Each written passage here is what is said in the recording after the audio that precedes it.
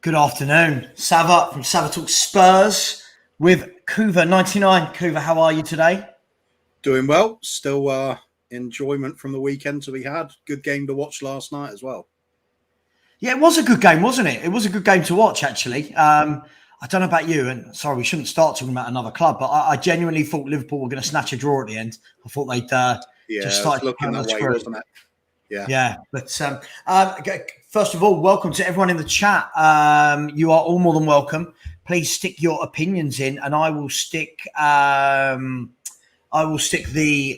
link to StreamYard into the comment box in the next 5-10 minutes. And if anyone would like to come on and ask any questions or just rant or have their say on anything Spurs related, please feel free to do so. But as always, you must have your video on, you must have a name, and you must be somewhere quiet. So please don't call me if you've got cars racing past you and stuff like that. Bit of a shock, Kuva. One of the first messages I've seen about myself today, I don't think I've been called this for years. Savva, the most positive and non-deluded Spurs YouTuber. Jan, I will take that all day long, my friend. Thank you. I think I'm positive, just in a different way. Kuva, it's we're now 9 days left of this transfer window. If I hear one more time, the window's not shut yet, let's judge it at the end of the window. I think I'm going to cry. Look, talk to me, Kuva. The window started with such high hopes, I think, from everyone. You know, the first two signings were, Paratici, Forster, and then Basuma. And we thought, okay, is this a sign of things to come? Are we addressing what we need? For me, since then, he's just kind of gone a little bit south. With 9 days to go, do you feel the same? Can this be rescued? Will it be rescued? All of the above. Can it be rescued? Of course it can. Will it be rescued? I don't think so. This for me, it's just that start of that window. As you said, we're all thinking, great, things are turning around, different change of approach to things. Get players in early, get some quality players in. Basuma, Perisic, great stuff. I know you're not a Richarlison fan, but I thought he's just the sort of player we do need up front. We need to bolster the numbers up there and give a bit of support, bit of rivalry, and a way of changing things about. And he does that. We could have done it with other players. Jesus would have done the same sort of thing, but different style of player. Yeah. But I think Richarlison, somebody Conte likes, so all was good. Backup keeper to Lloris, no money spent on him, but he's a decent keeper as backup. I've got no problem with that. I don't think anybody did. Then we get to the bits that we're thinking, great, we've got all this money left. We could do with a centre-back. We could do with a right wing-back. Could do with a creative player. Suddenly, 9 days left. Still need those same players. And it's not happening, is it? Now we're getting linked to people we don't even want. We're getting to the point where we're desperately looking to sign people that we don't need.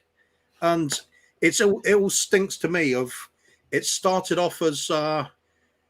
It's a masterpiece by Daniel Levy, possibly. If we don't sign anybody, it's knitting a new layer of wool, pulling it over people's eyes, and then doing the same thing as always. Go part of the way, take your foot off the accelerator, then getting some bargains and cheap youngsters to try and sell them on for profit. It reeks of it. I mean, what we'll do in a minute, we'll have a look at some of those names that have been leaked in the last couple of days. Now, I will always caveat this with anything. It is rumours. We don't know for sure. We have been linked with 4,052 players this window, so we can't take it all seriously. But sometimes there's no smoke without fire. What's more concerning is that the only players we are being rumoured to be with do tend to be these really sort of uninspiring, untested players. But let's jump in and look at some of them, Kuva, because I feel like what's happened this window is lots of people will say, you're really ungrateful. We've signed 7 players. But I'm one, as you know, I like to break things down. I think it's too easy sometimes to just look at the surface. And I see that Adoji, I'm not even counting. He's not here for a year. for all I care, that signing has not happened, right? We're in this season. We're 3 games into this season. You got Jed Spence, who can't make the squad. You got Fraser Forster, who is a backup keeper, right? So those 3 immediately are not going to play football. Maybe a few cup games. You've then got Longley, who hasn't started. Even with Romero injured, we're not starting Longley. We're starting Sanchez's of this world. Basuma's not started a game yet. Richarlison, the mere mention he should start a game and the fans riot. And then you've got Perisic, who started 1 game. So out of those 7 signings, I see that Perisic and I'll say Basuma, I hope, will be first 11 starters. But it's not good, is it? You know, if we've got 2 that walk into the 11 out of 7 signings, that's not ambition. No, it's not. I mean, we were all talking about. I think everybody, no matter how optimistic or pessimistic we are, surely everybody agrees the idea to strengthen your team is to strengthen that first 11 first, isn't it? Yeah. It's no good. We've done this padding out the reserves loads of times before. We've signed some absolute rubbish. That's why we're in this state. Yeah. And now we're trying to have to recover from years of doing this. So how are we going to recover if we just carry on doing the same thing? Yeah. If there's only 2 of those 7 signings go definitely into the first team, what progress is that? I mean, yeah, I don't get it. And even then, Kuva, when I look at the names that we are being linked with, and first of all, hello to everyone in the chat. Please smash that like button as always. There's 75 of you in here already. We're building nicely. I will put the link in the chat for anyone that wants to join, but please have something to discuss. Don't just join and then sit there because it's all a bit weird. Equally, if you want to come on and tell me I'm a deluded, toxic, negative fool, feel free to do it. Come on and you can tell me. If you don't like Kuva or his beard, come on and tell him. It's absolutely fine. We can take it. No, we can't. I'm off. No, you can take it, Kuva. Look, let's look at what we are being linked with. Kuva is really, really odd to me. Everyone we're linked with at the moment seems to be a winger. Right now, I don't know if it's just me. I'm looking at this and going, okay, you've got Kane up top. Then you've got 4 players around him. You've got Kulusevski, Lucas Moura. You've got Son and Richarlison. Right? And then you've got Perisic, who can also play on either flank. So let's take Kane out because he will be the only one that doesn't float to the wings. I make that 5 players that can play in those wide areas, right? Why is our number 1 target at the moment then another winger who, let's face it, isn't starting above Son or Kulusevski or Richarlison when we've still got these gaps to be plugged? The only sense I can really make of that is if we're looking for a right winger and we're looking to bring Kulusevski into the centre as being that sort of cam role. See, it's the only reason I can really see it. I mean, you're certainly not going to buy a left winger. We're going to replace Sonny, are we? I don't think so. Right. We're not going to replace Kulusevski as a right winger. Surely not. Not unless we're bringing in somebody, really top name. Yeah. So, yeah, the only thing it's for a tactical change when needed. It makes no sense to me. We look at that defence we put out against Wolves, and please, somebody tell me that we don't need that back line reinforcing. Because, Sanchez, Dyer, Davies, Emerson, I mean, who are those is going to get in any top 6 team? I don't think any of them. Even the Gooners wouldn't have any of that lot. And this is the worry for me. And please, guys, I'm 7 away from the 1800 mark. So if anyone hasn't subscribed, please be nice and friendly and subscribe. This is the worry. I mean, let's look at some of the names being linked with us. I just watched Henry Wright do a good piece on this on his YouTube channel for his premiere. We'll go through them, but I'll give you the list and then we'll go through them one by one. There's obviously the Gordon reports, which I don't believe at all. I'm hearing Dan James a lot in the last couple of days. Adama Traore for the 19th transfer window in a row. Harrison of Leeds, Wilf Zaha's being mentioned. Now, all of those are being mentioned, and we're talking with most of them. I think like Gordon was 60 million. They're talking about Harrison at 60 million. Zaha's going to be 60 plus to get him out of Palace. I think Traore and Dan James will be a lot cheaper. But all of this at the same time, we're being told that we won't pay 18 million for Malinowski because he's coming up to the age of 30. I don't get it. The caliber of those five we're talking about, Hoover, what does that tell you when you look at those five players? Press speculation to me. Yeah. I mean, why would we? Even if people aren't a fan of Richarlison, there was a purpose behind signing him. It was so he could offer backup to the likes of Harry Kane and wide players if necessary. Gives us that's something different. But all these players we're being linked with, what does that give us? There's nothing different to what we've already got. So we are talking pure backup there, pure rotation at best. Zaha, Christ, how long have we been linked with him? Since he was about 5, I think. It's just wild stuff. They're getting desperate because it's probably fans generating this frenzy in the media because we're desperate for more signings, so they're looking for anything to fill the papers with. Just bullshit, same old bullshit stories. Nothing's going to happen. I'm fully braced for us doing a couple of little token signings, ones for the future, because that seems to be the one now. I mean, Conte, Levy's probably thinking, brilliant, Paratici, done me a proud here. I haven't had to spend much money. I can put the bulk of that money that I took out back into the club. Yeah, which will be we could even be in danger of making a profit if all things go well for him.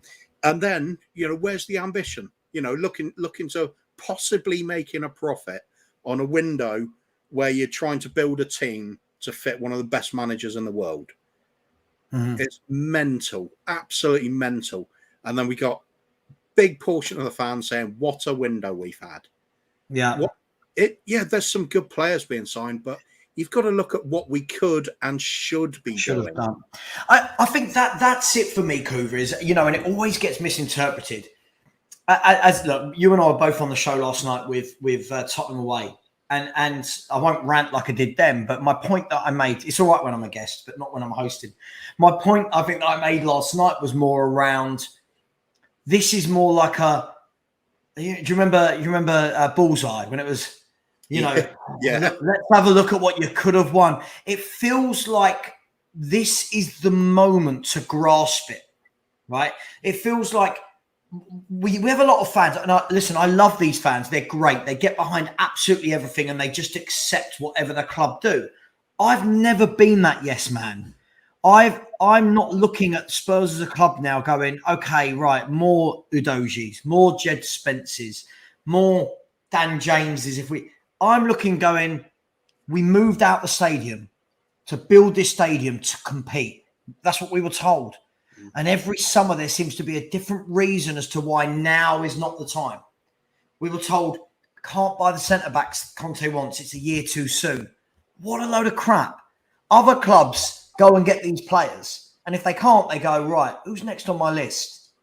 Spurs go, well, what we'll do, we'll bring a loan in at centre-half until hopefully one of our two targets that, by the way, and I'm talking about, as you know, I'm talking about Vardiol and Bastoni, will also be wanted by all of Europe's top clubs next window if they're available.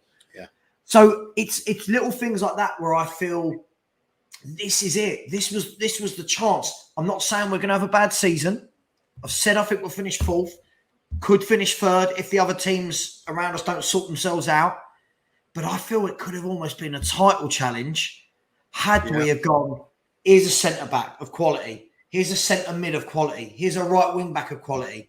Do you know what I mean? Straight into the first. That word again, isn't it? Quality. Quality. Again, we've managed to get in quantity over quality, you could argue. Although there's nothing wrong with the Richarlison signings and even Longley on loan. looks like he used to be a great player.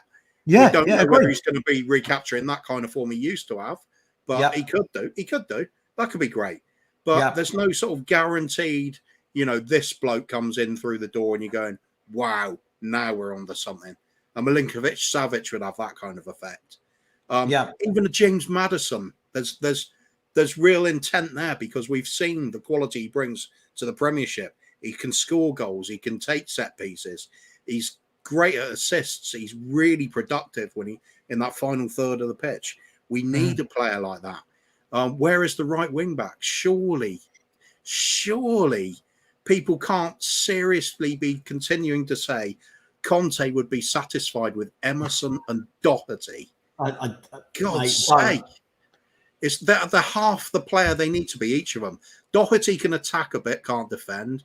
Emerson can defend a little bit and offers nothing going forward. We so desperately need a player there. Somebody, even if it's another aging player like another Perisic, just somebody with that quality, somebody who's been there, done that, can actually cross a ball reliably. That'll be a bloody start. I mean, it's funny what you mentioned there about Maddison, Coover. I mean, I still see fans now saying I wouldn't want him. Where does he fit in? I look at it. He's in a really bad, struggling Leicester team. And already this season, he's got a goal and 2 assists. Sorry, that's a lie. 2 goals and an assist. And I look and I think, we don't have midfielders like that. Can you imagine one of our midfielders 3 games in with 2 goals and an assist? We need that. What do you think to this? Money Pete, hello, Money Pete. He has said, Conte is too stubborn. He won't play the Levy signings to spite him and to prove him wrong. Not giving Spence a chance over Emerson is a mystery. He can't be worse than Emerson, right? What do you make of that? I think I'll disagree there because I do think Conte always picks a team to win. There's one thing he doesn't do, and that's enjoy losing to anybody at any time. So I don't think he'd be making a message in that sort of way. He would be making a message if some of the rumours are true that he said Jed Spence can go out on loan. That would be telling Levy, you've bought somebody, I don't think he's ready for the team yet. Yeah. That would be a message. But just for spite, just out of spite, no. I think the reason Spence isn't in the team is because Conte genuinely does not think he's up to the job yet. If he's going to be, maybe. I think he's probably just got a lot to learn. It's clear this was in no way, shape or form an Antonio Conte signing. And I think people are getting so... to defend their narrative, it's, he signed it off. Well, he probably did sign it off because he's thinking, all right, I'll sign that off. I'm not going to play him. It's no skin off his nose to sign it off. Comment. Perfect. Right. This is why I've left it up there. So instead of signing 8 players, all he had to do is strengthen the first 11 with 5 players. Yeah. This is what I was expecting. I was expecting a centre-half, 1 minimum. And I don't mean alone. A centre-half, 1 minimum. 2 wing-backs, an attacking midfielder, and then another forward. That's what I was expecting. And then your sub-goalkeepers and your Spences, you can go and buy, right? You can go and buy them. And then, afternoon, Soren. Big up, Soren. Hi up. How are we doing? I'm good, you? Very well. We're having a right old moment today. Still not drunk them all, then? No, these are all sealed still. The drinking stock's down here. Wait until that first loss of the season sort of thing. No, just listening to you, I need a lot today. Yeah. So Phil President has said, and if people did want to come on and you did have a question, please, the link is in the chat. Phil President has said, stop bashing Sanchez. That's probably at me. There's clearly an agenda. It's not his fault that he likes to head the ball to the opposition when it's easier to head to a teammate. Dyer is brilliant. I can't. Yeah, okay. I got there in the end, Phil. I can't stop bashing bad players. They're bad for a reason. Soren, let me bring you in here. We basically 9 days to go. It appears that everyone we're being linked with is a winger. Can you fathom what this is about? Why are we going for more wingers, in your opinion? Yeah, I think I've got the answer. I think basically we're going to play 3 wingers on the right to cover Emerson Royale's crap passing. So basically, 9 goalkeeper, 9 players on the right, Kane up front. Could be on. Yeah, I don't get it. Richard, welcome to you. I'll come to you in a second. No worries, mate. Yeah, sorry, I don't get it. Like we said earlier, we've got. Let's take Kane out. Kane's not going to be one of your wide men, but No. you've got Lucas Moura, who's still at the club, and Kulusevski. You've got Son, and you've got Richarlison. You've got Perisic, who can play left or right side. Why is a winger now going to be our priority over what we actually need? And I know I've asked this a million times. I think Kuva summed it up earlier, and it's been said 2 or 3 times now. I'm just wondering if Kulu's coming into the middle, or, bear with me, is Kane going to drop back a little bit more and let Son and Richarlison go more up front and let Kane spread it a little bit? You know, like he did with under Mourinho when he had that really good with all the assists, all the goals. I wonder if we're looking at maybe bringing him back. I mean, I don't know. I don't get. I mean, we're not getting Zaniolo now, are we? If he has he broken his shoulder or something? Or I think he's dislocated it. No arm in getting him. Yeah. Hey. I mean, Richard, let me ask you. Welcome to the show, Richard. Hope you're well. It's been a long time since we last spoke, my friend. What do you make of this? There must be a reason, right? Listen, it could all be BS. We know that, but we are strongly linked with so many wingers now. So Maximan, Zaha, Harrison, Traore, Dan James, Anthony Gordon. Where are they all playing? I'm not saying we're signing all of them, but where's this new player going to play? And is this not just another player for the bench? Well, he's already said that we're going to have to rotate. We've got so many games coming up, and we've got the World Cup in the middle of it all. Everyone's forgetting we've got the World Cup in November, December. That is going to mess up the entire season.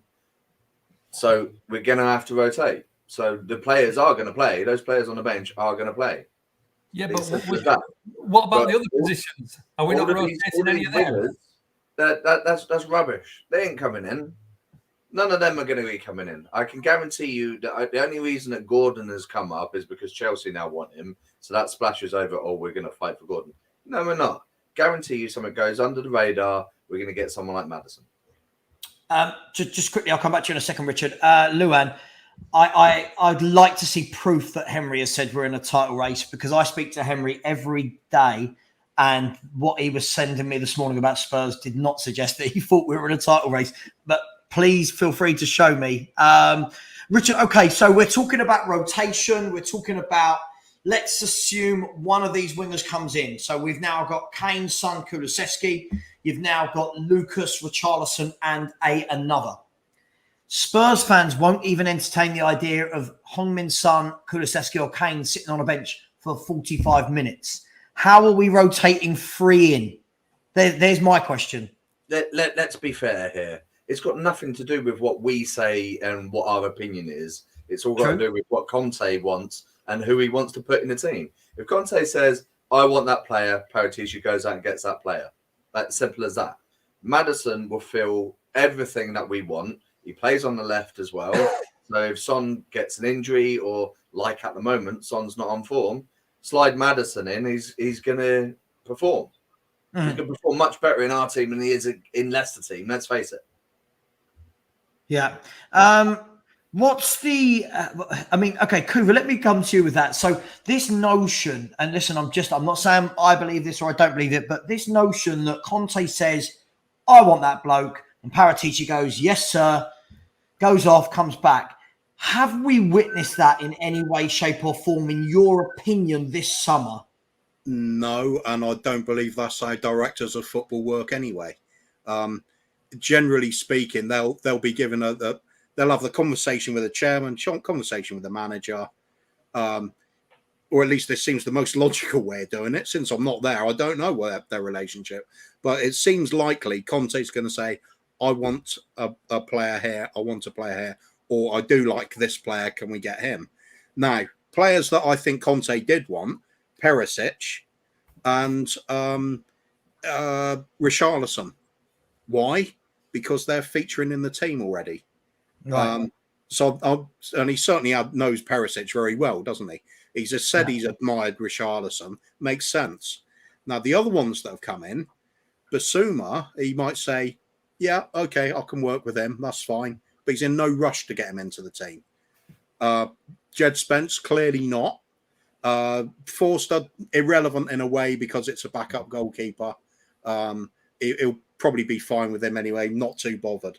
It's probably more going to be fixated on what's happening on the pitch, the playing side away from the goal. Now, I don't believe anybody else on there are quite a few transfers ago as well. The likes of Brian Hill, how is that a Conte signing? Doesn't make sense. It's not that kind of player. We've got stacks of them that clearly don't match whichever manager is in at the time. Mm-hmm. It's their playing style. Had it with Nuno, we were just buying in players. We're even making inquiries and setting up deals when we didn't have a manager. That sort of shows where we're going with things. Right. It's almost an irrelevance. Conte is a coach, so at the end of the day, he will deal with just whatever playing squad he does have. Of course, he's going to have some input, but I think it's a lot less than people think it is. Okay, so Soren, let me ask you this. Something I keep seeing a lot in the chat, and it's been said to me all summer, and something that I don't understand. It's as though I feel that these fans are trying to convince themselves of these things because we don't sign these players. It will all become clear what I mean in a minute. Don't worry, Soren. I realised I did not articulate that well in any way, shape or form. I keep seeing Conte doesn't like attacking midfielders. Conte doesn't play with flair players. Conte doesn't play with creative players. Now, when I've seen him at Chelsea, his Chelsea winning team, everything went through Cesc Fabregas, who got 12 assists and 7 goals that season. So in a 38-game season, he's contributed a goal every 1 or 2 games, right? At Juventus, he had Pirlo, Pogba, the likes, right? At Inter Milan, players like Barella, Brozovic, Eriksen. Why is it all of a sudden he's joined Spurs and apparently he sees wingers as number 10s? He doesn't like attacking midfielders. This has never been Conte's MO, or am I going mad? Yeah, but I mean, all those players you just named are all second rate, aren't they? You know, they're not world beaters like what play for Tottenham at the moment. Look, I mean, I think when you look at the majority, the majority of what he does, we kind of know he wants to play by his wings. But every team he's had has had something in the middle or somebody in the middle. Like I mean, those names that you know, any one of those, we would love that type of player at Tottenham. Yeah. This is why, you know, I mean, I was gobsmacked when we didn't really go for Eriksen. I don't know the full ins and out of why we didn't, whether it was down to playing time or what, I don't know. But it's baffling. It really is baffling. I mean, you know, we go back, and we've said this a few times now, that we go back over the seasons and we never buy the players we need to buy until 2 or 3 years later when we don't need them anymore. And then all of a sudden we overload. And if you look back over the last few years, we've always overloaded players for midfield. I don't know why, because we're desperate for another centre-back. We're desperate for a right wing-back. And yet we're not really linked to any of them. So to me, we need to go out and get that midfielder. But like I've said before too many times, we should be concentrating on defence. Saying that, I will just sort of back up one of the comments that was made earlier. What we've also got to think of, as much as none of us want Sanchez in the team, we haven't conceded a goal while he's been playing over the last. And I know, but you know, jokingly, it's like, you know, just put the bugger in. If we're not going to concede, we might go unbeaten all year. But you know, I don't know. You know, drop Romero should not play this season. Well, he should, you know. I mean, he's going to get sent off at some point, so bugger him. No, I mean, you know, we're screaming out for a top class defender and a right wing back, and It's as well we're glossing over it all. Absolutely. Richard, just want to bring this point up. So again, David Clark said, Conte, as we stand, is not chasing number 10s. You may not like it, but he's our coach.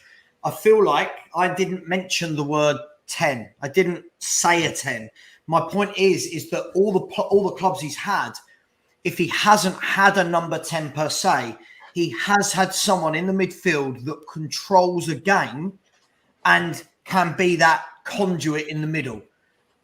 Richard, have we, when you look at Basuma, Højbjerg, Bentancur, Skip, Papa Sarr, all got their own qualities, but is there that the Barella, the Pirlo, the Brozovic, the Fabregas that he had whilst at those other clubs where he won titles?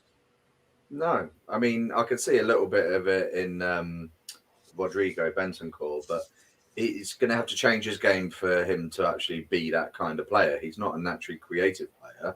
Basuma, yeah, he's like a weak man's Moussa Dembele. He likes running, he runs straight at the players, but when he gets there, does he make the right decision? Often not. So we need that kind of player to basically, we all know we've never replaced Eriksen. Yeah. There is no Eriksen. I actually really like Harvey White. I think he can be that model.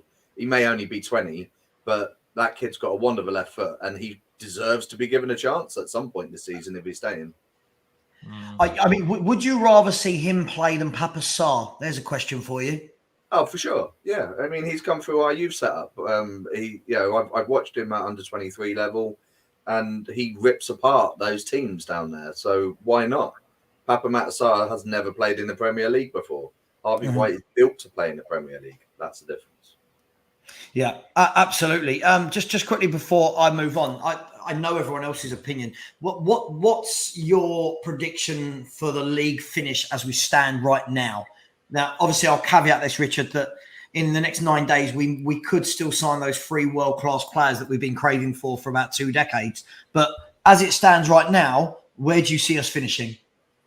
Now, you're all going to shout at me for saying this, but I will always say, until mathematically impossible, number 1. Because this is a completely different season. If you give me a normal season without the World Cup in the middle, I would probably say 3. But right now, given everything that's already happened, the World Cup coming, and the potential to get those 2 players that we desperately need, 2 or 3 players, I'm going to say we're going to win it because that's where my heart lies and that's where I'll stay.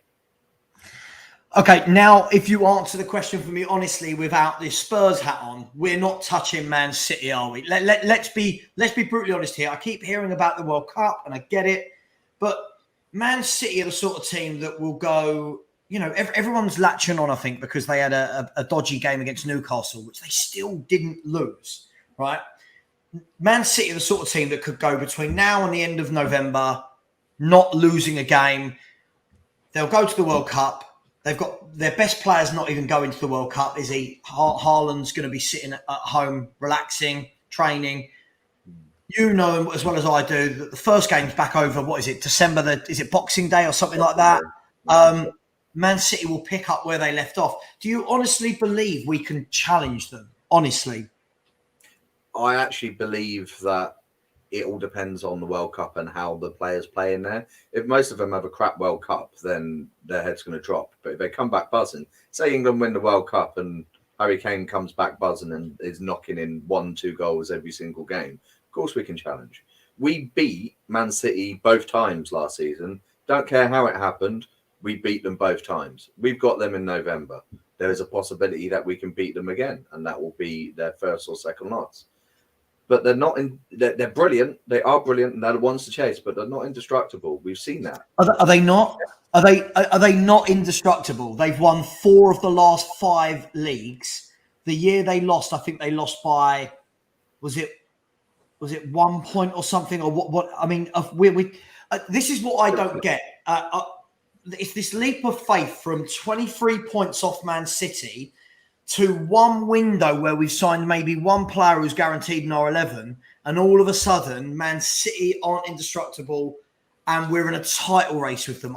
I can't quite make that link. No part of my logical brain is telling me, yeah, they're worse because they've just signed players that have gone bang straight into the first team, like one of the world's best strikers. Yeah, where are we catching them? How can we compete? We've got players that are coming into their absolute peak. We've got, I know Son's been crap recently, but we've got Son in his peak, Harry Kane in his peak. Kulusevski looks like he can take on everyone, although he didn't do particularly well against Wolves.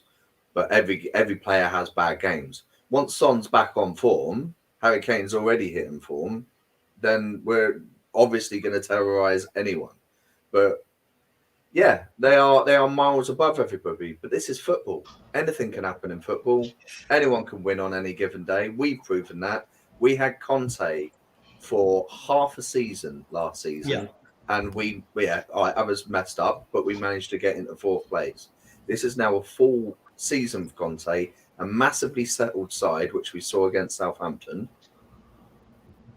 Let's see where he can take us. That's where my heart goes. I love your heart. I love your optimism. I just can't understand Tottenham fans in any way, shape, or form.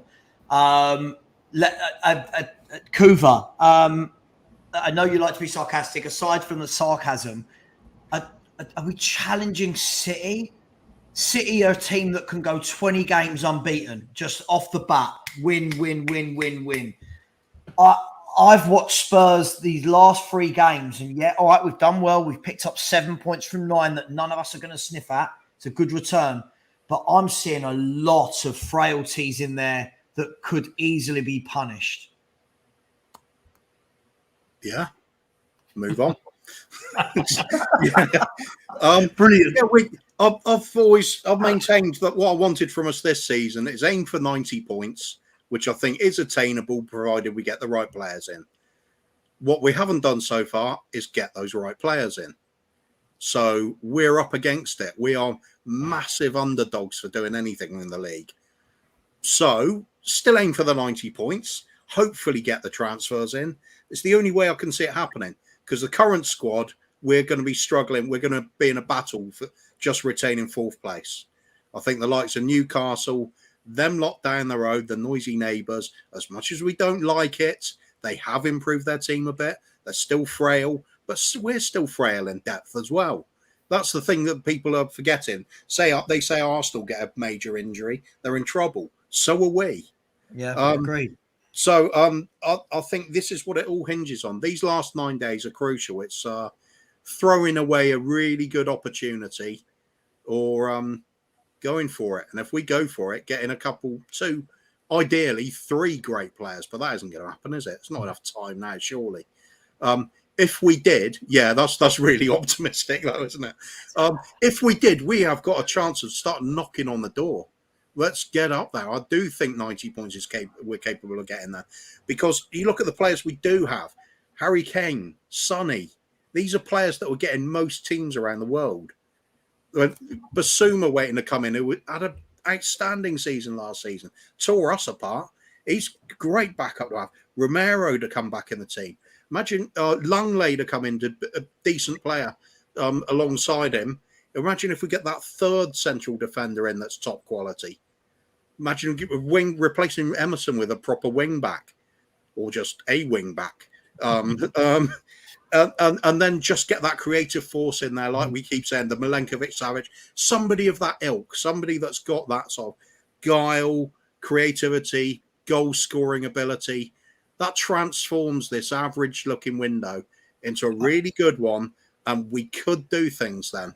It's going to be reliant on a lot of luck, but if we do hit the 90-point mark, and Man City, for whatever reason, come off the rails, because you never know in football, they could get right. Injury list. You do.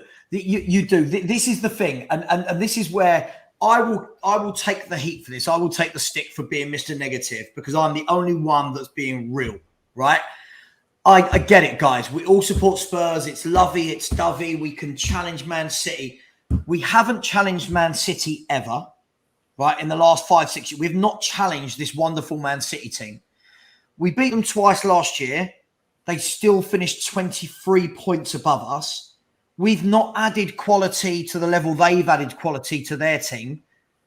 I can't see And the fact is, I'm bringing you in here, Mike, because I think you're going to completely disagree with me as well. If I remember our last exchanges,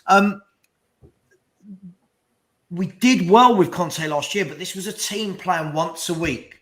This was a team that didn't have to balance Champions League, and if we get knocked out of that, Europa League football every other week. Mike, are you also one of these? Am I the odd one out here and not thinking we can, and not thinking we're going to challenge Manchester City for the title? You guys can hear me, right? Yeah. You're clear, man. You're clear. First, I think a title run is unlikely. I don't see it. I just think that they have better players and more better players than Spurs do. It's just, if you're looking at it from a roster, top to bottom, it is what it is. Okay, I'll be the first one to admit that, but I'll also be the one to say, hey, you're saying, we didn't bring in the players, we have to bring the players. Spurs didn't bring in any players, and they made the Champions League finals and beat Manchester City on the way there. So you can't just say past results are indicative of future performance. That's inherently untrue. But it's not, is it? It's not. Not in a league. Sorry, not in a league campaign. You can beat these teams in a cup, but doing it week in, week out, 38 games. I mean, history is on my side here. Sure. Heart is great, but history and facts tell me Spurs are not going to go for a 38-game campaign and be level on points with Man City at the end. I agree. I said Manchester City, and there's probably not going to be a title race. I think they're probably going to have 90+ points again. Okay. The biggest thing that we as spectators have to watch out for is the increased amounts of variance in this season, which is having the World Cup in the middle of the year. Yep. There's increased amounts of variances. You have significantly different results that could possibly occur. You have injuries that are on the table. You have people that are coming in and out of form that could happen. Like, there's all sorts of stuff that could happen when you have a team, especially stacked like Manchester City, where almost everybody's an international. Okay. All right. Soren, let me come to you. You haven't talked for a while. Okay, so I don't think we're going to be anywhere near Man City. I still think we'll be 15 points, 20 points below them, just purely because I think we're not used to playing weekly in the Champions League. And I still see that one Romero injury, and I don't mean to miss a game against Wolves, but a significant Romero injury or a significant injury to Harry Kane, I think we then lose all our defence and all of our creativity. Can you put a case forward for us challenging them? No. I think there's something we're not going to challenge for the title on any normal season. But I think, like everybody's kind of said so far, is it's not a normal season, is it? We have got things to throw in there, the World Cup, blah, blah, blah. Now, we're all sort of speculating, well, what happens if these players come back and they're on a high? Well, what happens if half our players come back injured? That's the other side to look at it. What happens if Kane comes back with an injury? What happens if, Romero comes back with an injury? What happens if these players come back with an injury? That's our season finished as well. So I think we're battling for third and fourth, and there's probably 3 or 4 teams that are battling for third and fourth. That's the problem. Yeah. This is about, well, we beat City twice last year. Yeah, we might lose to them twice this year. We might get battered by them twice this year. We've picked up 7 points on games we didn't pick any up last year. So what's to say it doesn't go the opposite way? Now, the other thing, there was a comment that you had up earlier saying City are still unbeaten. Well, so are we. So, there is every chance that we could be there and thereabouts. I mean, I'm with you on this one. I do think we'll be at least a dozen points off. At least a dozen points. I mean, if we can get within a dozen points of City and they win it, I think we've done well. And if we're 12 points off, we're top 3, top 4. That's where I do see us finishing. I agree. I think closing the gap on City is important. Look, City are at the stage already. I'm looking at their next 4 or 5 games where, other than us, which they always have a tough game against us, I'm looking at City and going, they should win all their games. Now, I know obviously football's not played on paper, but it does worry me how many Spurs fans all of a sudden think we're in a title race, like we've closed 23 points with this transfer window. So let's move on from that. Let me come to you, Kuva. Soren is right. We never really seem to be linked with a right wing back, do we? We haven't been, but apparently Conte's done a video today when he's come out, and one of the main things he's been talking about is that the wing backs have to provide that attacking edge. Yeah. Right. If that's the case, then how are we meant to believe? Welcome, Mark. Welcome, Stel. How are we meant to believe that he's happy with Emerson and Doherty if he's asking for the attack mindedness to come from the wing backs? Literally the only reason I can think of is he likes the Emerson's attitude, and he likes his attitude in training. Perhaps that level of determination and his willingness to at least want to try and become that player. Perhaps that's enough, because the alternatives for him seem to be sporadic at best. Doherty with injury problems that he's overcome recently and doesn't quite fill the profile anyway. He just hasn't got the pace to be a brilliant wing back. Not entirely convincing defending anyway. And the other alternative, Jed Spence, which clearly seems to be not of the required quality. So what is Conte going to do? He's going to get on with the job, and presumably he's going to hope something changes. He's either going to be going to Paratici and Levy in January and saying, look, this is the wing backs I've got to work with. I need better. And then we get something. Or we're just going to carry on struggling with it. How long is Conte going to remain patient with that? Don't know. Yeah, absolutely. And let me just, by the way, I will start rotating some people out in the next 5 minutes. Just, I'm not being horrible. Please don't think I'm being that guy. Stel, welcome to the show. I'm actually really glad to see you. I need, and I know that you're going to back me on this. Spurs are in a title race, Stel. We can win the league this year. Where's this come from? What's happened? This giant meteorite is going to come from the southwest corner of the universe and slam into Manchester. And then it's going to spiral down and wipe out sections of West London, which means we're the last club standing. And therefore, we're going to win the league. There we go. Wasn't difficult, was it? That's what's going to happen. If one of you had said that earlier, I wouldn't have had to worry, would we? Stel, listen, last night, I know you won't mind me saying this. Last night, you said we will finish 5th on Tottenham away. Yeah. Are you sticking with that? What's your reasoning? And why are we not making the top 4? I changed it to 4th on the grounds that you were being bullied. It was based on us not signing anyone else and other clubs signing some players. So I think we're going to be in a top 4 race. I think we're going to sneak 4th, but I wouldn't be surprised if we come 5th. But for me, I was listening just now. And by the way, hello to everyone. I don't know who was saying it just now, but someone said they think we're going to come 3rd. It's a weird season. That was you. So what was your name, buddy? Richard. Nice to meet you, Richard. So I totally agree with Richard. I said before the season even started, this is going to be the most unknown curveball. Momentum means nothing because that's just going to be stifled by the World Cup. Anything is possible this season. But what upsets me as a Spurs fan yet again is that because it's an unknown season and because anything is possible, why haven't we just gone all out for it?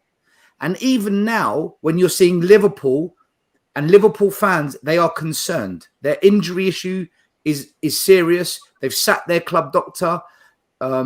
They've got problems with their midfield, which they don't feel has been replenished. United are in transition. There's something there for the taking this year. There is, even if it's an FA Cup, it's there for the taking. So why haven't we gone out and said, right, get Milinkovic-Savic, get Dumfries at right back, go and get a world-class centre-back, and let's give Conte the best chance any manager's ever had at actually bringing home silverware. And we haven't done it. So we're kind of, third place, fourth. And that for me, and it's just a personal opinion, nothing's changed at Spurs. I know we got loads of players early doors, but only 2 of them are quality, man. If we're going to be honest, like real quality that we know are going to come good. Mm-hmm. The rest are punts or don't even get into the squad, or they've gone back out on loan. Mm-hmm. So go and sign those top players, and let's see what Conte can do. But it's I just feel like it's Groundhog Day, but the icing on the cake is a little bit nicer looking. I think Jeffro Zulu is talking about me and you here, just so you know. I would always say, as with anything, listen, there's a huge difference between negative and reality. Listen, I'll sit here right now and say in front of everyone, should Spurs finish first or second at the end of the season, I will have to come on and say, I was absolutely wrong. I will, and I will do that. But I've also said that for about the last 20 years, and I've not been wrong yet. So I'm not too worried that I'll have to eat any of that humble pie, which has been in my freezer for 20 years. Savva, sorry, can I just say to people that say you're negative, you're this and that. I don't mind if you think I'm negative. That's cool. I think you're negative for supporting failure, which is what we've been. But the way you shut people like me up, if you really want to shut me up, and I'd love to be silenced, win a trophy.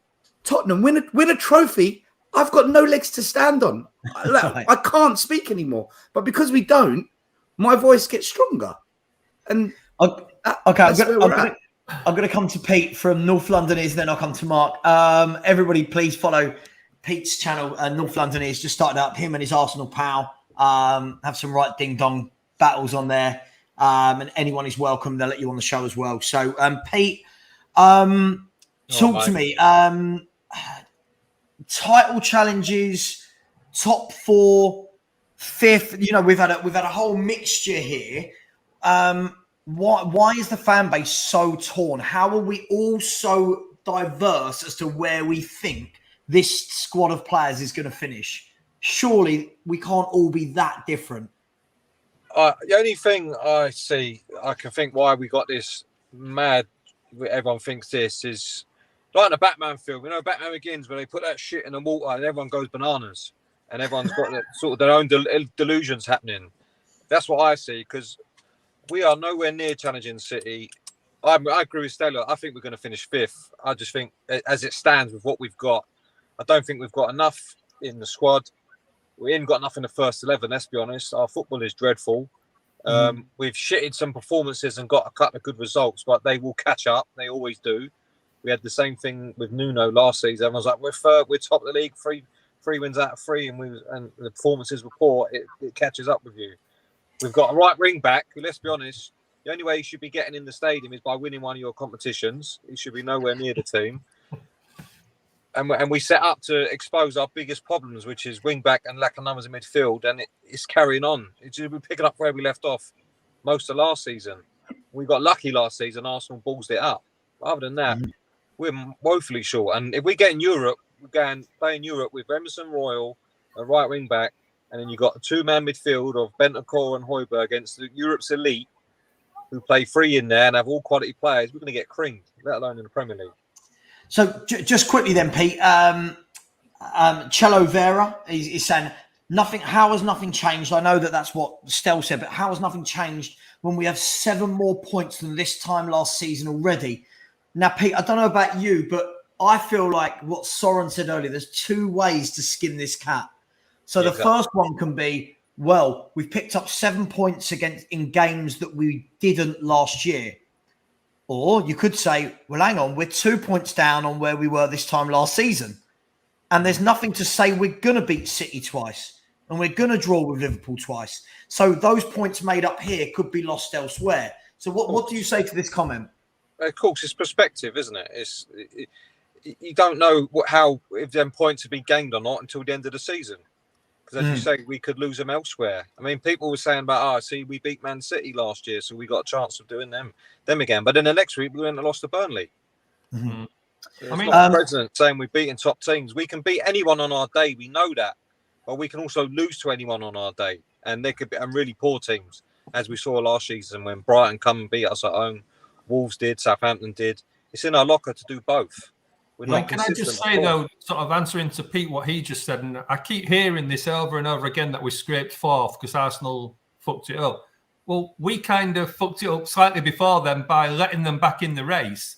So let's kind of not forget that, because we were leading them.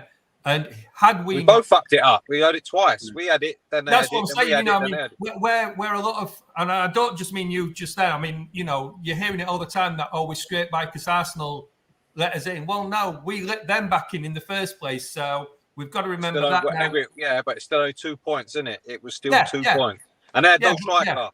But I mean, we lost 2 or 3 games leading up to before Arsenal, where had we won them, we'd have been 6 points in front of them leading into the North London derby as well. So, guys, can I say the reason we got top 4 is because in January we bought 2 players that made a difference, whereas Man United, West Ham, and Arsenal bought nobody.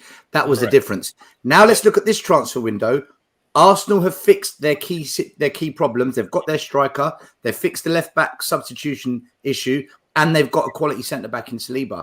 Have we fixed our issues? For me, no. No creative mid and no right wing back that's good enough yet. So it's a difficult one. We won't know till the end of the season, but we're lacking, and we shouldn't be lacking because we were promised £150 million spend, and that hasn't happened yet. Can I just say one more thing quickly? The thing that's annoying me the most is that every team around us, Chelsea, Man United, Arsenal, are buying Champions League level players. We're the only team that are not buying Champions League level players. Yeah, Arsenal not in the Champions League buying Champions League players. Man United not in the Champions League getting Champions League quality players. We're in the Champions League. We're buying at the Championship and the bottom half of the table. Yeah. How can that be right? I mean, I agree. Yeah. Just quickly, I've got to come to Mark in a second. Just quickly, Martin Blue, you are being negative, mate. If I got £1 for every time I was told this, I would be minted and wouldn't have this silly little YouTube channel, would I? So I'm being negative. Stell's negative. The last 20 years is irrelevant to what's going on now. Martin, I'll tell you why it's not irrelevant. Because we're doing this window what we've done in those last 20 years, where we get maybe one player who's quality that goes into the team, i.e. Romero last year, i.e. Paratici this year. Everyone else, as Pete just said, it's cheap, it's cheerful, it's players who aren't experienced in European football. It's players that are good but for lower league clubs. Man United are a mess by all.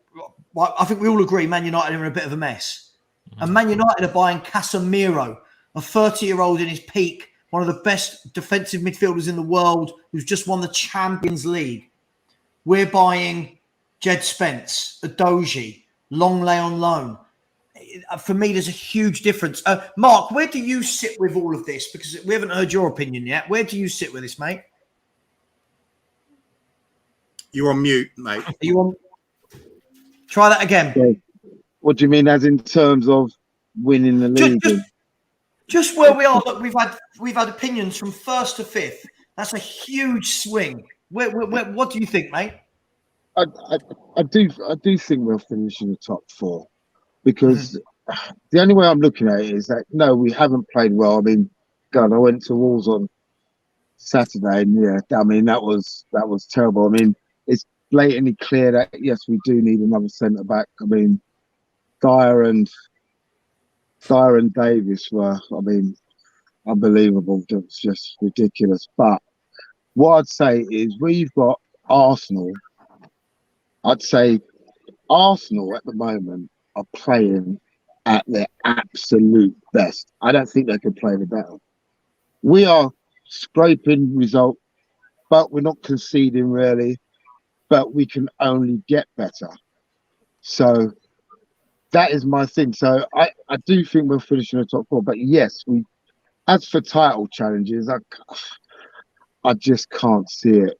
But then when you're in the top 4, you are, if you stay in the top 4, you are arguably in a title challenge or in title race, depending on how many points you're behind. So you never know, but I can't see it. Let me ask you then, Mark. You've just turned around and said, and I'm just sitting on the fence here, taking my Spurs hat off. You've just turned around and said Arsenal are playing at their peak. Yeah. On what evidence is this their peak? How do we know they haven't got another level to go to raise their game? Well, maybe they have, but when you look at it, yeah, they're not just beating teams; they're kind of blowing them away. Yes, it should be teams they arguably should be beating, but they were drawing against those teams as well last season. Yep. So, or losing. So, the same difference with us. So, I think they're playing at their best. Okay. But could we not say that? I mean, what I keep hearing is Arsenal got an easy run when they come up against more difficult teams. But I'm just taking my Spurs hat off.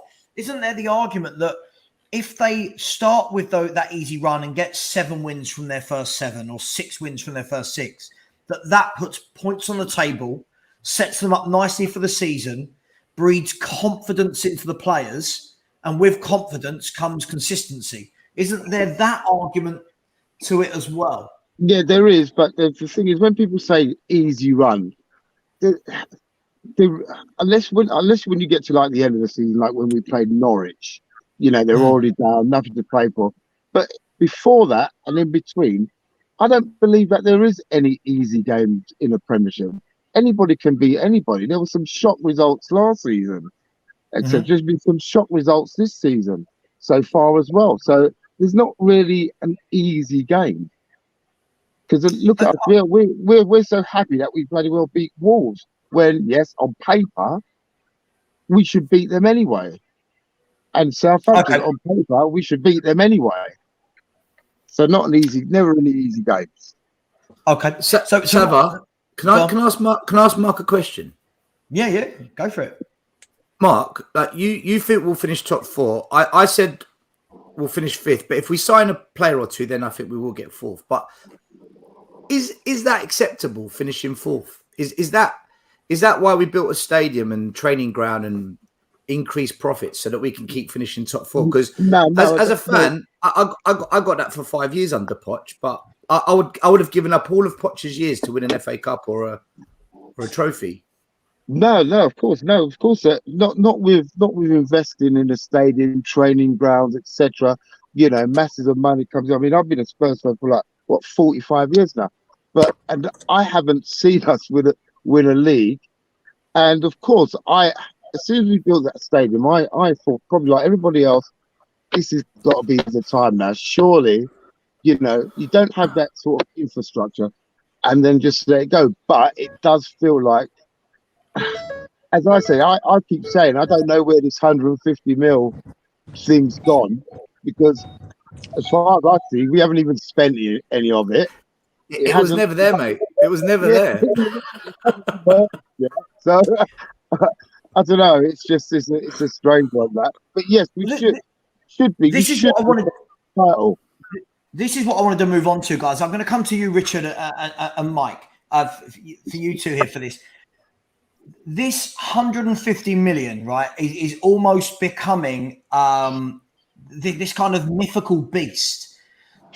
I'm not sure what I've missed, but at no point have I seen anyone in the club say we have 150 million to spend on transfers, right? No chairman in the history of football that I can remember. Some of you might have a little bit more age than me. No, not putting anyone down, but you might have. Can anyone remember a chairman ever coming out at the beginning of the window and going, "Hello, world of football. By the way, our transfer budget this window is 150 million." So, Richard and Mike, where has this 150 million, where has this come from? Why is everyone thinking we're going to spend bang on 150 million? That one's easy to answer. There was an article that came out saying that ENIC were putting 150 million into club to buy shares to increase their share margin.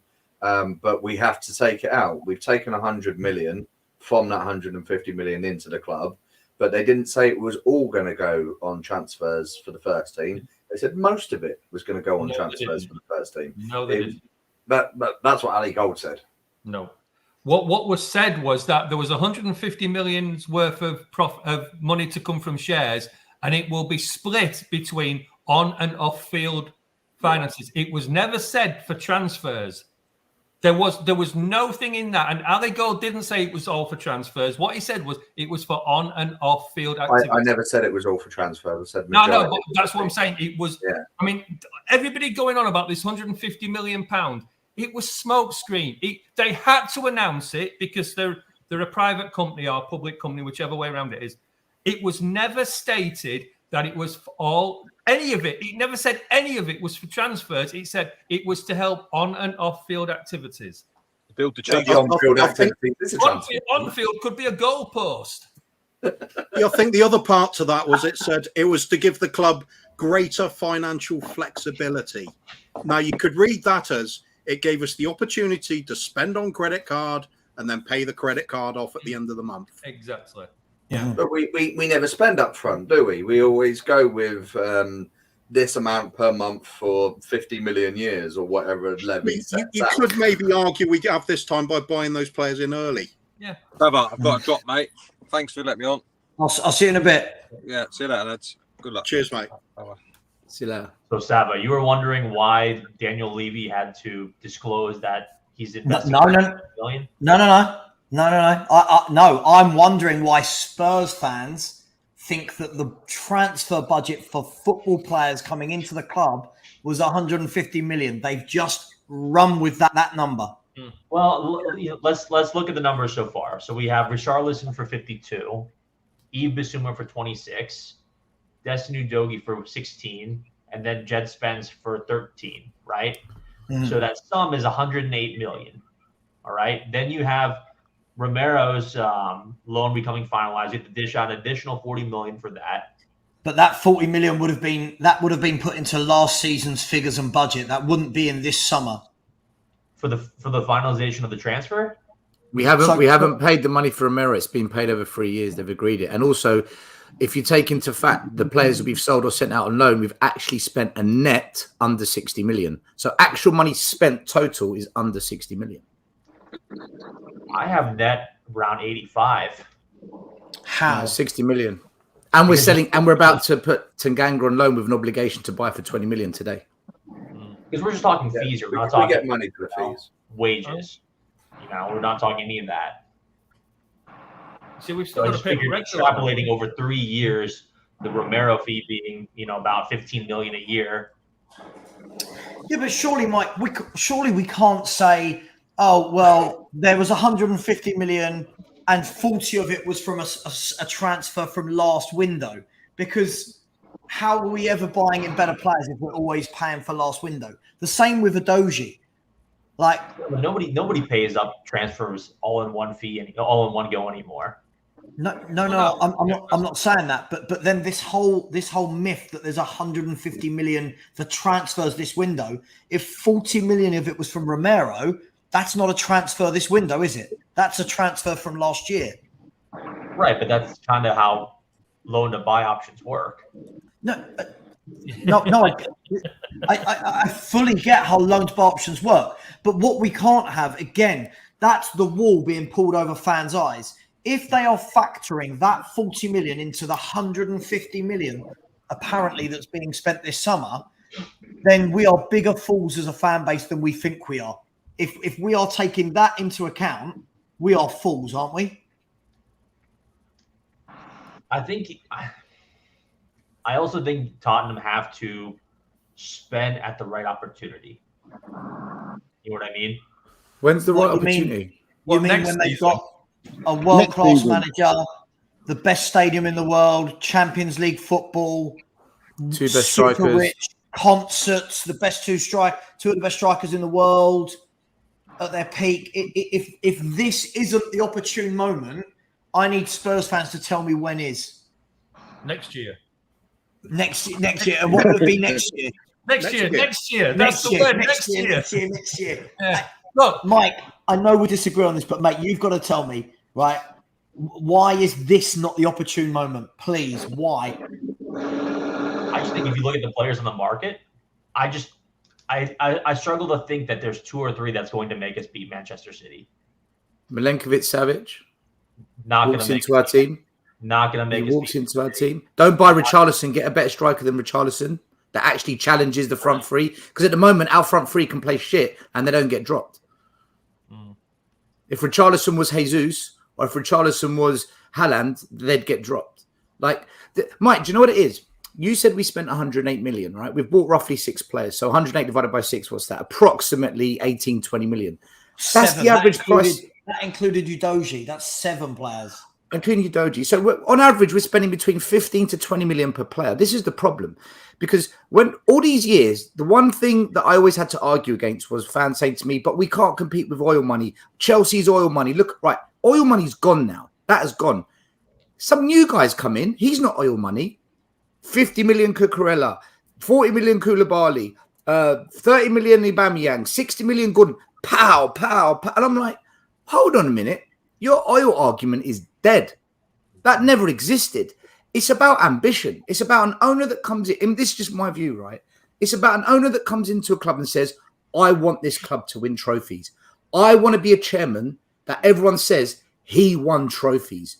I want to build a legacy as a chairman who brought success to a club and made the club wonderful.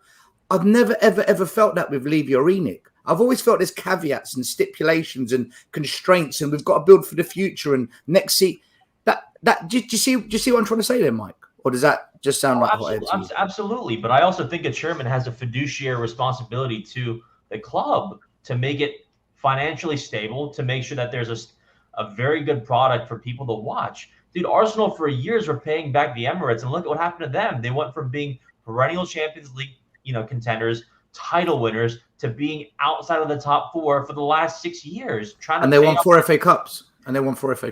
Sure, okay. They won 4 FA Cups, but would we say that? I mean, I'm one that doesn't believe. I'd take that. I'll take that. Then you go on to Leeds. You see what happened to Leeds. You see what happened to Manchester United. They were never a big club that won trophies, Mike. They were never a big club that won trophies. Leeds were never a big club that won trophies. I'm just saying their owners to elevate the club from where it was. Do you remember what happened when Enoch took over? Tottenham was a steady lower to mid-table team, and now they're a top 4 title contender. I remember when Enoch took over, we were a team that had won 5 trophies in the last 20 years, including European trophies. I remember the 22 years since we've won a League Cup.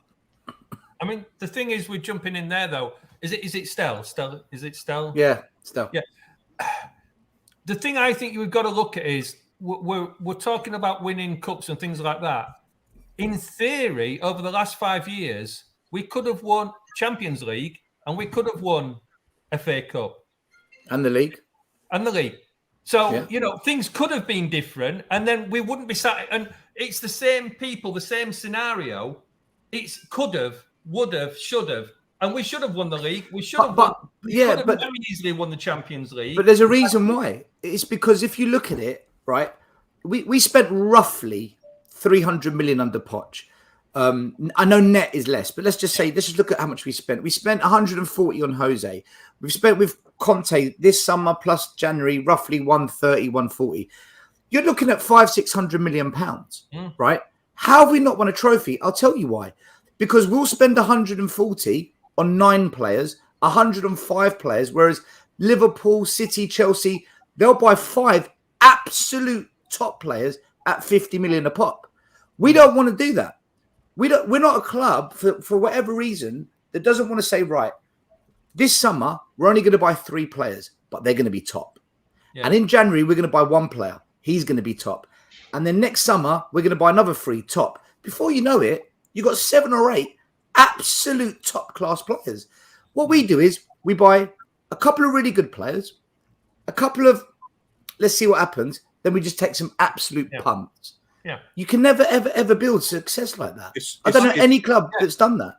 It's 61 years since we won the league, but one thing happened then that is relevant then that is still relevant now, and that's when we did win the league. The next season we go out and buy Jimmy Greaves. We improve the team with one of the world's greatest strikers. Nowadays we go close to winning the league. We go out and buy nobody for 3 transfer windows. Sort of shit that no club does. That's the problem. I mean, the one thing with that, though, these players want to come, though. Like, yeah, that's what I was about to say. Yeah, but the other thing is, if we was only buying, yeah, but if we was only going to buy 2 or 3 players this transfer window, what 3 players would we have bought that might have come? And we'd have probably bought the wrong positions anyway, knowing us. That's the problem. I mean, I think we all agree we should have bought a top class centre back. We should have bought a top class right wing back, and we should have bought an attacking midfielder. Or that's what we need now anyway. Now, if we take that out, well, what about a striker then? What about left wing? Because we might not have got Paratici. What about left wing back? What about, right? These are the problems that we are a team at the moment that need more than 2 or 3 top players. That's the problem. We need probably 5 top players, 6 top players to get us to a level where we can say, right, now we're going to, and we build on that. We had that when Poch was in charge. And look what we did. We didn't buy for three transfer windows. That's where we knackered up. Had we bought them players back then, we only needed 1 or 2 players then in each transfer window. And we probably would have won the league by now. That's the problem with it, that when we had the chance to do it, we didn't. We're now saying, well, this is the perfect time. Savva's there saying, well, we've got the manager, we've got the training facilities, we've got the stadium. But we haven't got the squad now. But we're making the same mistakes, mate. Like, we bought Jed Spence. We bought Jed Spence for 20 million. Why isn't he in the squad? Because he's not good enough. Right, so nothing's changed. Nothing has changed. I agree with you, but what I'm saying to you is that, where you're saying we need 2 or 3 top, no, we need more. No, yeah, we do need more, but what I totally agree with you. Like, your point, I'm on a par with you, but we're not doing that. No, I know. We're not. Listen, other than Perisic, out of the 6 or 7 we've saw, other than Perisic, he's the only proven winner of quality that has done it and brings it to the table. We could argue Bissouma's a really good player and deserves a bigger club. Okay, the rest. Can I interject here? The thing for me is, I hear this. Listen, it's very clear from looking at the comments from people in this chat. There seems to be this massive line down the middle of Spurs fans and what you do and don't believe. Right? It feels like there's not many that are neutral. Right? It does feel like it's either it's been amazing or no, it's exactly the same. And I think Stella and I are definitely in the it's been exactly the same camp. The worry for me is that we have so many fans that see the same thing happening year in, year out, that come up with the same excuses every summer. Like Mike, you've just turned around and said to me, there's no players in the market that make us challenge Man City. Now, okay, first and foremost, that shouldn't be the benchmark to us going and buying better players than we're buying. Am I wrong? Very wrong. There's top players all over the world. Give me 2 players you think that Spurs are going to get that's going to make us beat Manchester City. Well, hang on. If you listen to what I said I don't think that should be the driver for buying better players. The driver should be, okay, we're Tottenham. Let's go and at least show these teams we mean business. Now, Man United have just bought in a world-class defensive midfielder whilst in the Europa League, whilst being in an absolute shambles. Right? They go and buy Casemiro from Real Madrid because you know what? Funnily enough, money talks. Spurs in the Champions League, not in a shambles, with a world-class manager who's got a settled team, who has got the buy-in of all the fans and the owners in the club, go and buy Jed Spence, Udogie, Longley on a loan, Forster on a free, Perisic on a free, a striker who's hardly going to get any starts. But you tell me there's no players in the world we can buy to challenge or even get closer to Man City. Really? I said beat Manchester City. That's what I said. We're not beating Manchester City with 2 signings. So that means we don't buy them then because we can't win the league off of free signings? No, it just depends on what your expectations are. Everybody here is talking about winning the league. If I ask the panel what your expectations of the Spurs team are, and even if we do get 1 or 2 transfers in, what would they be? And then you should tailor your expectations to that. But okay, so when you set a benchmark, you have to say, all right, we have 7 points for 3 games. These are points we didn't have from last season. We have these signings in. And truth be told, Spurs from now to the next 3 games have a relatively soft schedule where we have, West Ham, Nottingham Forest, and Fulham. Before not with Emerson in the squad. Not with Emerson in the squad. But what this I'm is saying is, like, against Southampton, though. I'm playing, Mark. I'm playing. This isn't about. This isn't about the next 3 games, though. This is about. Listen, I can always tell. You only have to play who's in front of you. It's a week-by-week schedule. Surely this is the difference between ambition and acceptance. Absolutely. If you have ambition, you set the bar. You try and then get to the bar. Acceptance is saying, we've got what we've got, if that's okay. That's what we do nowadays. It's okay. There's a process where you have to go through week in, week out, doing training and getting these players better and integrated into systems. Like that's Mike. You don't build Rome from nothing. Can I just point? Hang on. Sorry, I've got. First of all, I'll come back to Mike in a second. Martin, read your own sentence and then think about how silly it is. It's the same old 20-year stuff. People are scared of any patience. The fact that you've said it's the same for 20 years. Mate, you've had a nightmare there. You've had a nightmare. Mike, this is the problem, right? I can always tell people that are happy with the owners like you versus people like me and Stel. Sorry, I grouped me and you together, Stel. But, that aren't happy. Because I hear stock phrases from the same fans. I can see it in the comments now, and I'm not afraid to read them out. All the stock comments are, this ain't Football Manager. Yawn, right? We've got a settled team. Why would you want to disrupt that? Well, top teams buy better players and disrupt their settled team all the time to get better. 3, who's out there that makes us better? All the while we've got people like Højbjerg, Davis, Dyer, Emerson Royal in the squad. Sorry, millions of players make us better. Sessegnon. Right? Sessegnon. Then it's the... we can coach these players to be better. This is fantasy stuff. This is fantasy. Conte is not a miracle worker. He is a very, very good coach that will get players from there to there. But we're talking about going from there to there for ambition. Why do fans like you, I'm sorry, Mike, I'm going to ask the question. Sorry for the bluntness. Why do fans like you settle for this same old BS from our club every summer? That's a part of being a fan, man. It really is. You have to ride with your team. Like that's just how it works. You have to stay with the process. And yes, there's times where you can be unsatisfied when the club doesn't do anything. Like when they went 3 straight transfer windows without bringing anybody. That pissed me off too. But there's times where you just have to see what happens. There's a lot of players that need to be brought into. How many more years are you going to give it, Mark? Because I've given it 22 so far. How many more are you going to give it? As long as it takes, man. That's how it works. So another 22 years. You're all right with that? One question there is, which was a comment. I don't believe you mean that. I don't believe you mean that. And Stel, you sort of said about winning trophies. Would we? And it's a genuine question. Would you swap Enoch now for the Glazers?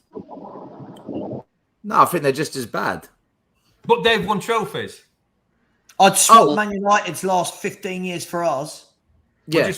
Would you swap this season so far for theirs? No. But again, this is short-termism. This is short-termism. I mean, this is what I'm saying, though, where I kind of see where Mike's coming, but I think he is a bit delusional as well, saying, that we've got to, and the other one where we've got to be patient. No, we don't have to be patient. As fans, we have a different perspective to what our owners do, and we're always going to have a different perspective.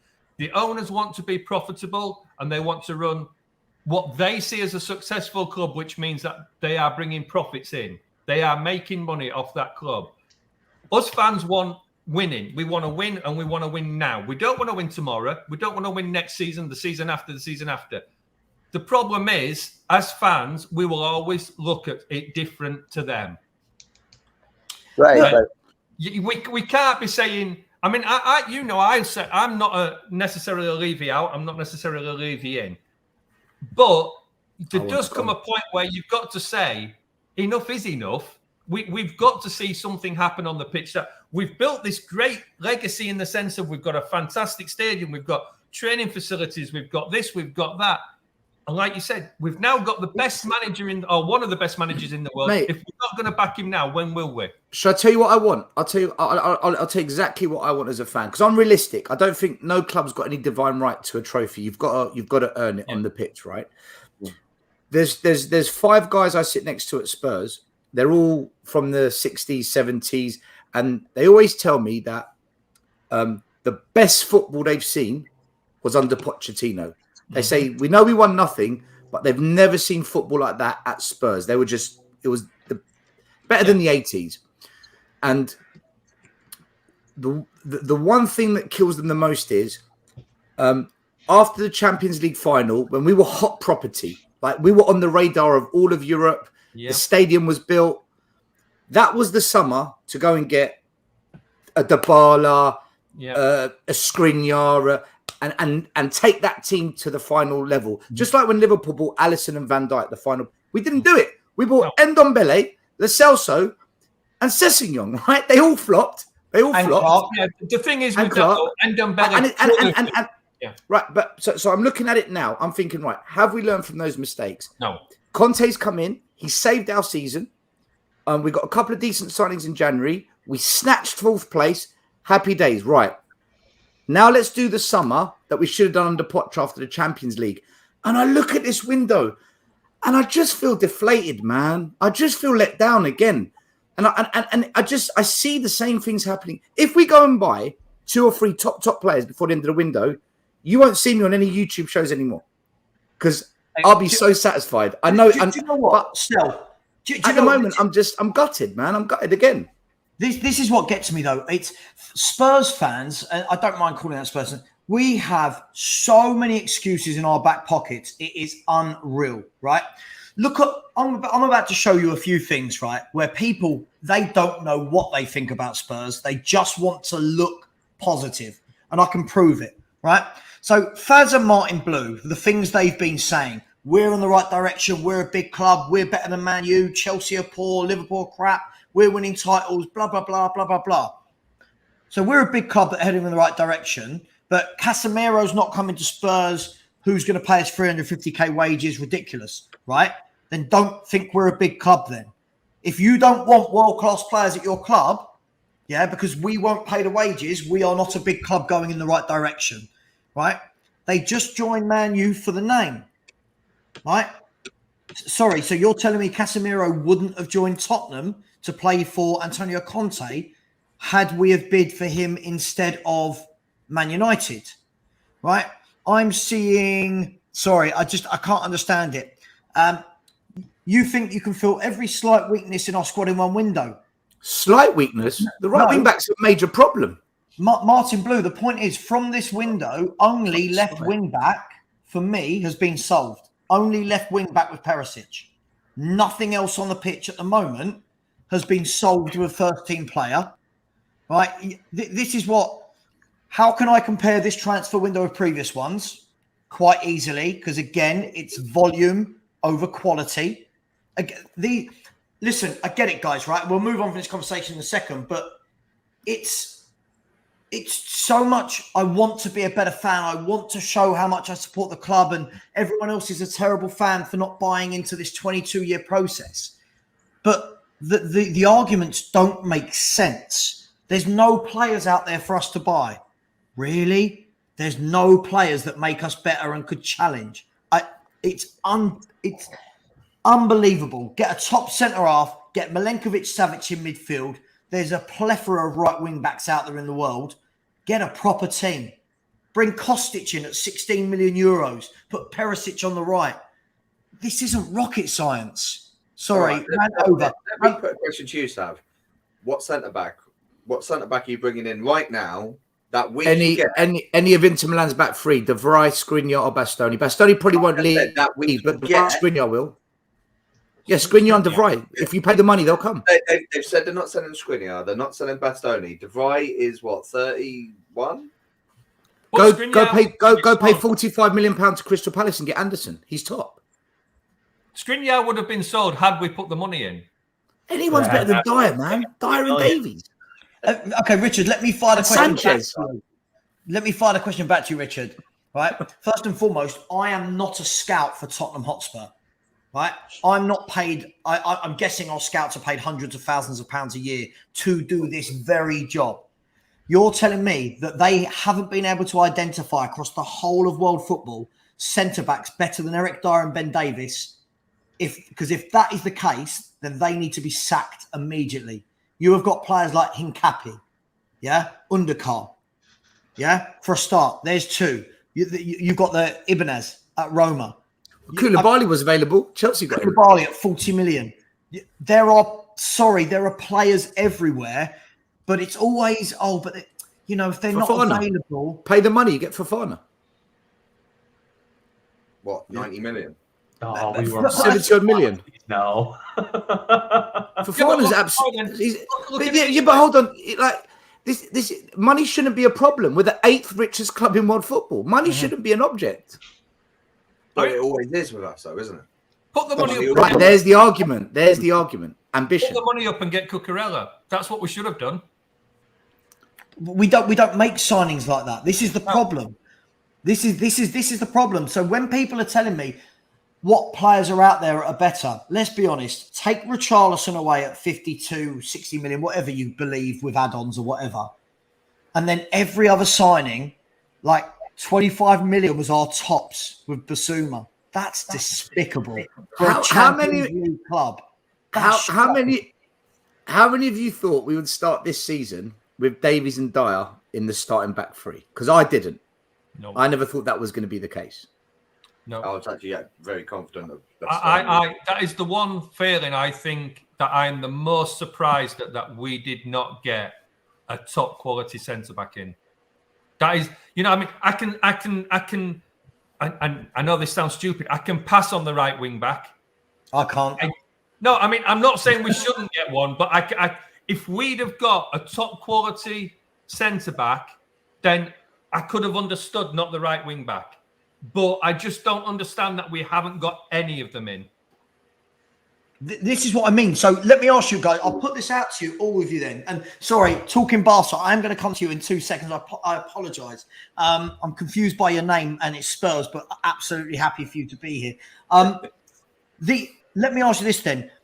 How can we have it both ways? We're all sitting here acknowledging, or are we? What position on the pitch have we 100% upgraded? All I can see is Paratici on the left wing back as an out-and-out first-team starter who is a massive upgrade on what we've got. Anyone else? No, you're right there. No, I agree. Right. Our free kick specialist. Right. No, we've upgraded on that one because we didn't have one before. So, from this great window that everyone's telling me, how can we look at this the same as the others?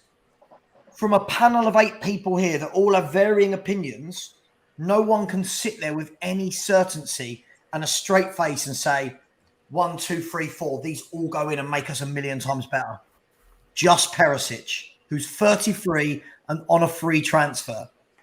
I'll break that down slightly, Savva, and say I don't think we can say it's made us better. I think we can say it's made us slightly stronger in a squad depth. And I know that's not good enough, but we are better as a squad depth than we were.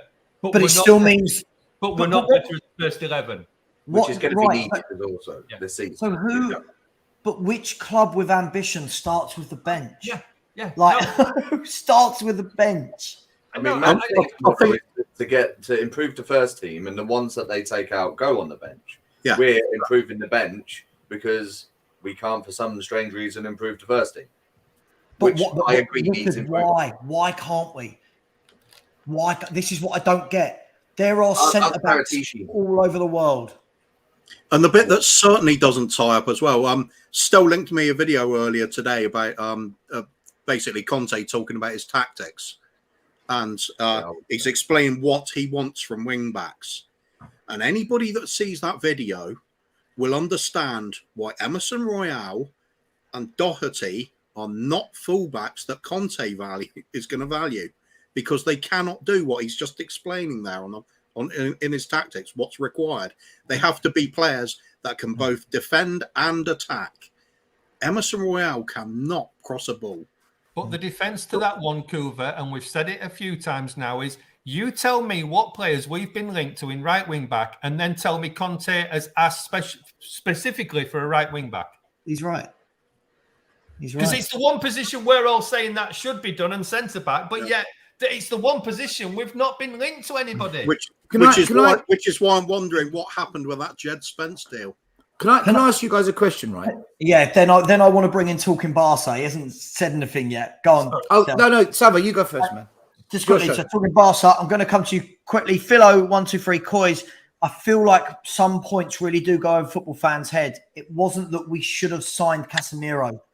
It's the point that when I'm being told there aren't players out there, Man United are snapping up world-class current Champions League winning defensive midfielders for 60 million.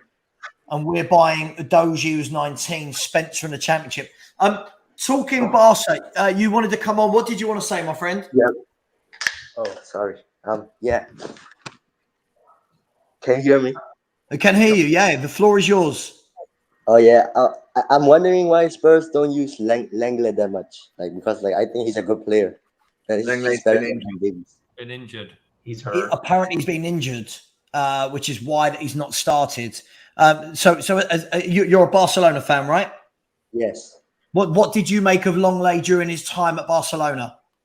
He was good, but at the end, he was injury prone still. Oh, great.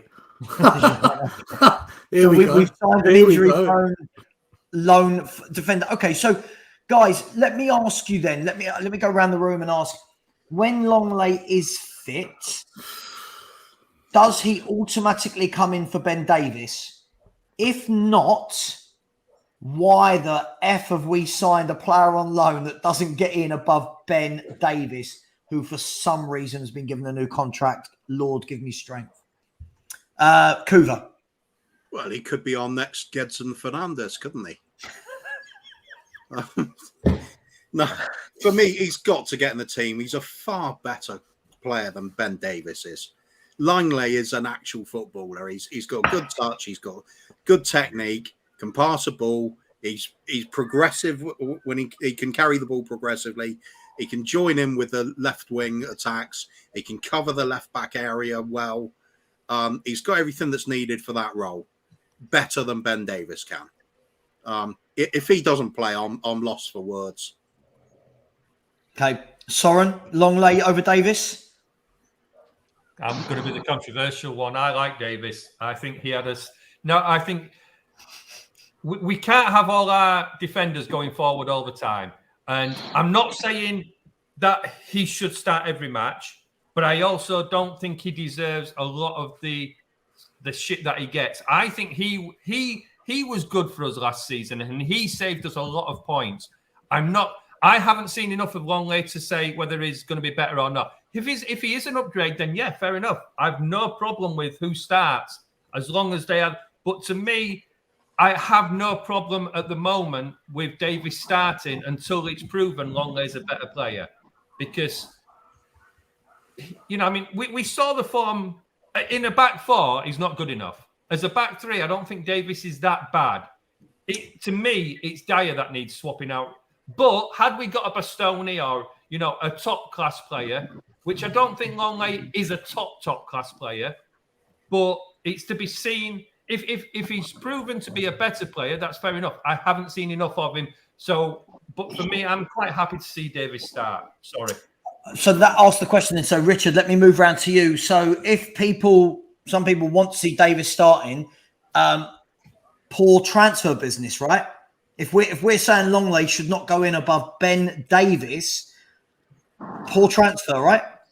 Ben Davies is going basically on the strength of how he finished the season. And he was a bit of an interception maestro towards the end of the season. He did a lot of good, but he's not better than Longley. Longley is a better player, even with his injury proneness, even with the fact that he had poor form at Barcelona. This is a new team. This is a new coach. He could turn out to be what they brought him for. Barcelona brought him for a reason. Barcelona don't just buy players because they've got a nice name. So once he's fit again, I'd love to see how he does in the Premier League. But that again, there's no guarantee that he will do anything in the Premier League. Same with every single player that comes and has never played in the Premier League. They could shine or they could flop. And unfortunately, what do we buy? Gedson Fernandes. Yeah, but let's be fair. Longley is not Gedson Fernandes, is he? Let's be really honest about this. Longley is a seasoned international centre-back that's played for France and Barcelona. This isn't, we're not talking about, I mean, we got Gedson at 18, 19 on loan from Benfica. There's levels to this, aren't there? I know. I just mentioned him as an example. But he could turn out to be the player that Barcelona bought him for. He could turn out to be that strong ball-playing left centre-back with a great left foot that everybody wants him to be. We've just got to wait for him to be healthy again and get in the team and show us what he's got. Okay, Mike, Longley over Davis, Davis over Longley. What are you saying? Haven't seen enough of Longley. I haven't. Okay. You have to see him play in the Premier League to form an opinion. It's not La Liga. You're not facing like Elche or Osasuna. Like you're not facing these teams. You're facing Yeah, just Atletico Madrid, Real Madrid, Villarreal, Seville, Valencia. All those teams that keep winning European competitions. The Premier League is different. It is different. Yeah. And so why do we sign him? Why do we sign him? I mean, from what a lot of people have said is he's very good going forward, but he's not a great at defending. Why is he at Tottenham? Why is he at Tottenham? We're criticising him. Why is he at Tottenham? I mean, this is the argument though with Emerson Royale, isn't it? Did you get Guardiola? No. Did you get Bastoni? No. Okay, well, who else were you going to get? Who are you going to get? No, Ryan, Anderson, Bremer. Mike, were the only two centre half? Are the only two centre halves in world football Bastoni and Vardy all of a sudden? I must have missed this memo. Left-footed, ball playing, good in the air. Anderson, additional awareness. Anderson, plays in the back. Anderson and De Vrij. Undercar, Ibanez, Sven Botman, Badiashile. And Davis. I'm just giving you 10 names and you went no. that are guaranteed to be better than Ben Davies. I'm not buying it. What's Ben Davies ever done? What's Ben Davies ever done? Mike, what's he done? Are we saying? Has he ever won? 10 years of his career. What's he done? Ibanez from Roma, right? Hincapi, who looks quality. Undercar, who's brilliant and just won the Europa League with Frankfurt, right? Anderson, who's got Premier League experience. Who did you say, Kuva? I said Undercar and Badiashile. Koulibaly, who was available at 38 million. And we don't think any of these are better than Ben Day. What has happened to this fan base? I don't think we are gonna get Koulibaly. He would have to choose us, and I don't think it was gonna happen. No, we go in for him at the start of the window and get him. I agree there. Yeah. If we had shown the intent to go and get Koulibaly and say, look, you're 31 years and 2 years. Italian league, Italian football director, Italian manager. We could have got Koulibaly, man. We could have gone to Napoli. Paratici has a bit of lasagna, has a bit of red wine. Deal done. But we chose Bastoni. That's what happened. But we didn't. We didn't even bid for a player that you can't get. But I hate to say this, like if I'm going to talk to you and I'm going to bid for your house, Sav, and I tell you, hey, I think your house is worth £150,000, and you're like, no, it's 200, and I bid 150, and it gets rejected. But do you know what? The point of that? Then you go straight to the next property on your list. And you get that one immediately. I don't go on. The second choice was Vardy. Using your analogy, is it? Using your analogy, Vardy right after. Like, hang on. Listen, hang on. It's not like we didn't give this a shot. Yes, it's exactly that we didn't give this a shot. We did not put in a bid for Vardy or for Bastoni, right? If anybody with half a brain, right, at Tottenham Hotspur Football Club, when it's these two or nothing, then what did we expect? If Vardy or Bastoni were available, do you believe we would be the only clubs bidding for Vardy or Bastoni? Man City would have gone, oh, Vardy is available this window. 70 million. Yeah, Bastoni would have had Real Madrid, Bayern Munich. They would have all gone after him. So that's what I'm saying. We can all sit there and go, Bastoni and Vardy were the only two. But to use your analogy, what we've done is gone, this is my dream house I want to buy. Oh, it's not worked out. I'm going to go and rent. That's what we've done with Longley. We've gone to rent instead of buy.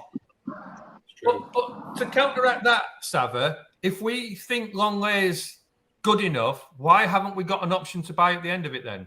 Why have we only gone for a straight loan? There obviously isn't enough faith in him to be that number one player. Then why get him? Well, he's a stopgap for the player that we want next year. But we're not going to get him next year. If Bastoni is available next year, he is not coming to us. Right. Bastoni is not coming to Spurs. He has said, I love Inter Milan. It's my club. I'm a product of their academy. I never want to leave this club. He's come out and said it. The only way Bastoni leaves Inter is if the club demand he goes. But the ultras of Inter have said, if you release Bastoni, we're coming for you. He's not going anywhere, man. Bastoni's not going anywhere. He was talked about, so I'm not talking about Bastoni. Gvardiol said that he wanted to stay one more year at Leipzig, and then Gvardiol is not coming to us next year if he's available. Gvardiol is going to have. I can't. Look, we can all be negative about it. We can always say, yeah, he's not going to come. No, I'm not being negative. I don't mean league, and they put everything behind going for him. Then there is every chance that it will come. I'm not saying he is going to come. One of the recognised Longley's a stopgap until we can try to get somebody. One of the top recognised centre backs in the world. If he comes available next season, he will not be at Tottenham. Even if we win the league. Guys, I'm sorry. If Longley can't get in our starting 11 and Emerson Royal can, then we have got more problems than the Conservative Party at Spurs. I think the biggest reason for us getting Longley is no transfer fee. Right. Well, so this comes back to, again, this is Tottenham Hotspur, no change in philosophy. Right? I'm sorry. This to me feels like Spurs have put out this notion of, well, Conte wanted Bastoni and Vardy out, and no one else in world football was better than Dyer or Davis. Now, this whole thing can be, we want to go for them next year. But Vardy is one of the hottest properties in world football. The chances next year, everyone in the chat has told me already, we don't pay big wages. So next year, when we go, right, RB Leipzig, how much money would you like for Vardy? And they go, we want 80 million, please. First of all, Daniel Levy's going to offer 15 million and a pack of Watsits, right? Chelsea, Man City, all the big boys will go, yeah, there you go. There's the money you want. Now, by hook or crook, we get a bid accepted. Can you imagine us paying the wages that Chelsea will? You imagine us paying? Right. So all of this, we're waiting for the player to become available next year when there's so many good defenders out. Guys, I'm lost for words. How the club get away with what they get away with. Can I just say, though, it won't be a packet of skips. It's what they're doing. Yeah. It won't be a packet of skips that we offer. It'll be Winks, because he'll still be here next year as well. Winks. Oh, I hope not. But again, just quickly, I will say, listen, there's over 215 of you in the chat, so you're all very, very welcome. Please keep putting your comments in the chat. Keep smashing that like button. There's 215, only 97 likes. And if you do want to leave a super chat, then that money does go to the British Heart Foundation. Talking about super chats, I'm going to read out one of the super chats and then start a conversation off the back of it, guys. Mark, I'm going to start with you. Faz, thank you very much for the super chat. He has said, big up, Paratici, the best thing that's happened to Tottenham for years. Do we agree? Now, this should be a nice, fiery conversation. Mark, what do you reckon? Paratici, best thing to happen to Spurs? I think so. Oh, I think Mark's frozen. Okay, go on, my man. Go on. You think he is the best thing that's happened to Spurs? Yeah, because before Paratici came, Spurs So didn't have any so scouting. far, Mark, you need to log out and log back in, mate. Your internet's gone. how is it? Oh, okay. Sorry, go on, mate. Say that again. Yeah, I think because like before Paratici came in, you didn't have any scouts. Like Daniel Levy was doing everything, and he was shit at it. So Yeah, I think Paratici is doing a good job. Paul Mitchell did a pretty good job. So, okay. Soren, let me come to you then. So, listen, the counter I would give to that is that we did have lots of scouts that put lots of good players in front of Levy that never went the extra mile to get them. Grealish springs to mind. Bruno Fernandes springs to mind. We went to Italy for a 2-week holiday to get Skriniar and stopped on the way back in Wales to bring back Roden instead. Soren, what do you make of this, mate? The best thing to happen to Spurs? Don't think is the best thing. I think it is a positive thing. I think we've got to give him a little bit more time. I know you hate that sentence, but I do think with Paratici, it's something we need to. Let's just wait and see with him. And I know we shouldn't be saying that, but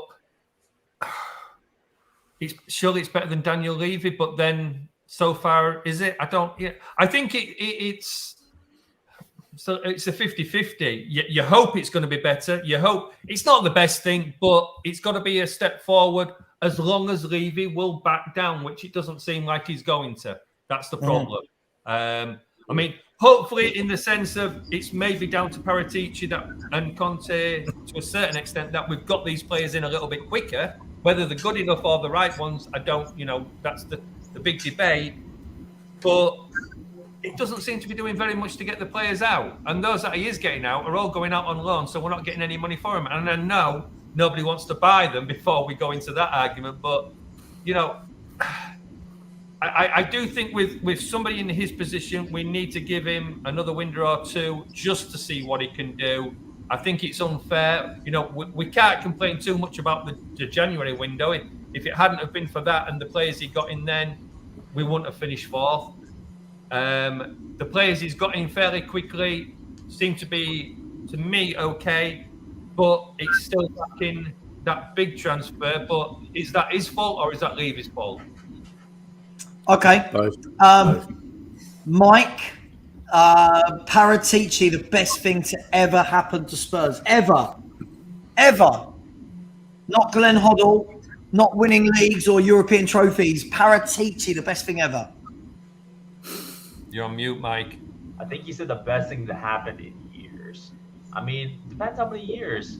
I mean, the fact that Levy will bring in transfers is really nice. No, I'm gonna say no. No, okay. All right, so no, Percy, welcome to the chat. I'll come to you in a minute, my friend. Kuva, before I come to Stelios, because I kind of want it, I'm looking forward to what Stelios is going to say. Kuva, Don Paratici, the cooking maestro, is he the best thing to happen to Tottenham? We've got to be joking.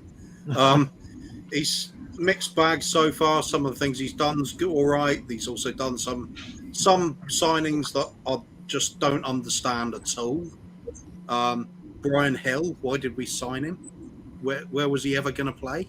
I don't get it. Mixed bag. How much is he really buying signings for the manager? How much is he buying signings that please Levy? Don't know so far. Although evidence suggests that it's not always for the manager. I don't know. Seen better. I've seen better when we work without a director of football as well. Time will tell with him. I'll give him the benefit of the doubt. He might pull a few rabbits out of the hat, but we're not going to know for 3-4 years. It's a long-term project with them. Those sorts of staff members, you've got to have a bigger sample section to sort of judge him by.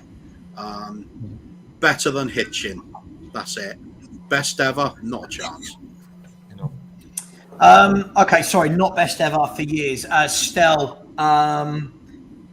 the cook, the chef, best thing for years?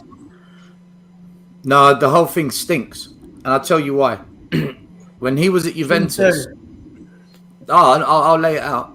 When he was at Juventus, he gets a lot of praise when it was Morata that did all the work at Juventus. And as soon as Morata left and Paratici stepped into his shoes, the Juventus transfer window went to shit. So he's very overhyped, but he's not incapable. He's better than what we've had before, other than Paul Mitchell. As a scout, Paul Mitchell's the best we've had, right? He unearthed absolute gems at unbelievable prices. But of course, he left because he wanted us to buy certain players, but Daniel Levy, as always, listens to agents and would rather buy NG and Kudu and Poo Poo and Hoo Hoo rather than go and listen to Paul Mitchell anymore. So he walked. What Paratici will do if he stays in the long term, which will be good, is he'll put in an infrastructure, new scouting network, new like the chap that's coming to do the set pieces and the free kicks, and right, he will put in an infrastructure.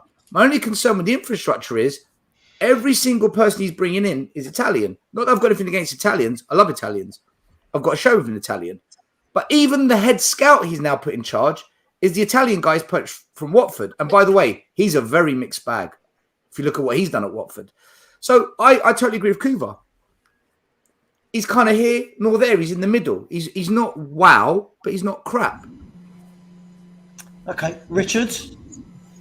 Well, he's certainly doing the job. We've also brought in that Icelandic player. I've forgotten his name. I could do a job. I just get all my stuff from Football Manager, obviously. But he's got a specific way of working. Apparently, he sets up 10 deals for each position, and then goes down the list and see who he can get. But are we seeing that at the moment? I don't think we are. But I'll give him another couple of years and see what happens in that position. But that is a long-term thing. Perchi, before I give my scathing assessment of Paratici, do you want to give yours? And welcome to the show. Quick one really on that is, as you don't know, I mean, saying he's been the best thing is just ludicrous. I mean, no. I mean, the best thing in recent memory is to have Harry Kane in our academy. He's probably been the best thing that's happened to us in recent terms. With Paratici, will it be good potentially? I mean, you feel a bit more optimistic with him in charge than Daniel Levy, like in that sense of running the operations. But you can't say it short term wise that it's anything going to make. I mean, we haven't seen enough of it yet. But as Stel was saying, the infrastructure side thing long term could maybe the best thing that will come out of it long term. But we don't know. See, I don't have any emotion towards this man at all. I feel like he's doing Tottenham things that we've seen for the last 2 decades. I think that, yes, Kulusevski and Bentancur were good signings. But for me, that doesn't make a great scout or director of football. He's taken 2 players he signed before that weren't wanted at their old club. It was a no-brainer. For me, I've not seen him sign anyone that he's unearthed that we go, cool, yeah. It feels like everything he's done, like Spence at Middlesbrough, meh. Adoji, okay, good. A kid for the future. Brian Hill, crap. Emerson Royal, crap. Galini was crap. Yeah, Romero had just won Italian Defender of the Year. I don't really count those as scouting. I haven't really seen him unearth anything. Do you know what I mean? Like, I haven't seen him go to get anybody that you think, oh, I didn't think of that. That was left field. That's a good signing. It just feels all a bit safe. And for the good signings we have had, we've also had very bad signings. So, listen, I'm not writing him off.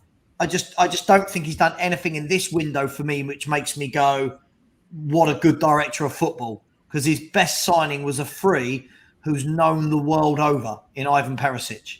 It wasn't like it was ever it was a no-brainer, wasn't it? It wasn't like, oh, would he be good or bad for Spurs? It was like Conte knows him. So maybe that's a bit harsh. Talking to Barca, I know you wanted to say something. Yeah, like Bruno Fernandes, like I want to talk about him. Like I don't think he's a good player. I think he's a GA merchant. I don't think he's a goal and assist merchant. Like I don't think like Bruno Fernandes. Yeah. He starts as attacking mid for Spurs. He starts as attacking mid for Tottenham. Yeah, but everything is better than Bruno though, in terms of in the camera. Who is? I mean, that's thrown me completely. Sorry, I wasn't expecting to Bruno Fernandes. Look, I think Kuva and I had this chat off the screen, didn't we? Where we said, like, it's games like yesterday where he played well, but it's all the cheating and the play acting and the diving. But when you look at his... Have you seen Romero and Richarlison? Mate, listen, I don't like any of them that do it. But when you look at his stats, when he's played correctly, Bruno Fernandes, he delivers. He would walk into our team any day. Yeah. For sure. I tell you, if we went for him now and we got him in, he would be a top class player for us. And he would walk into Soren, you've got to lean to the other side because Savva's logo's in the way. That's it. All I can see is Savva's face, like in cartoon format. There'll be a new one saying Savva drinks whiskey. I love a whiskey. I'm not going to lie to you. I like a nice blue, Johnny Walker blue. It's a bit of me. As long as it's single malt and over 18, I'm happy. Hang on, I'm just trying to remove my logo for you. Bob Spur, welcome to. Hang on, can I do that? No, I can't. That wants me to upload a logo. Apologies, you're just going to have to do it. Fernandes doesn't do that. Eric can have, and Eric can actually, like, the way he wants to play. I don't think he shoots the way that Fernandes wants to play. Because, like, I don't think he's a position-based kind of player. He's a high-volume player. Are we still talking about Bruno Fernandes? Who are we talking about? Talking Barca? He's frozen now. Bruno Fernandes. Yeah, if you don't mind, I'm going to move it away from Bruno Fernandes so that I don't lose my audience that don't want to talk about Man United midfielders. Bob Spur, welcome to the channel. Bob, you've been listening. I've been seeing you in the background. And what do you think about everything that's been said with Paratici challenging for a title? Could we have signed better? Should we have waited next year for Bastoni? It's all going on, Bob. First of all, hello everyone. Hello, Bob. Yeah, all big up. Paratici, we just don't know. We won't know. Every football director, I think, is judged on the players he or she brings in, and right now, I don't think it's you can judge him. Some good ones, but some shit ones as well. Let's not forget he was allegedly he was at the forefront to bring a certain Nuno in as well. So we'll judge it. We'll judge it in a few years. That's if he stays, of course. Title charge. I just think it's shame on Lenik, as I like to call him. They've been in a big club for 22 years, got the best stadium in the world in my eyes, best training facilities, two of the world-class, two absolutely world-class players, some potential, in my eyes, certainly a world-class keeper previously, is on the decline at the moment, maybe. And we're still having to sit here thinking about where's our good right wing backs, where's our centre backs, where are our midfielders. The fact we still have to sit here and question the recruitment, the players that have come in, the flops, the strengthening, it's shame on Lenik. We should have to do that. And if there's such a fantastic business, well, certainly surrounded by good businessmen, they should be looking in the mirror and feel ashamed of themselves that they've got such a fantastic club, yet they've failed, or certainly not pushed on when we've had chance to progress at every, not just once, at every single opportunity. Shame on them. Shame on them. And it's an unfortunate conversation that we're still having to have. Okay, Kuva, I'm going to come to you on this.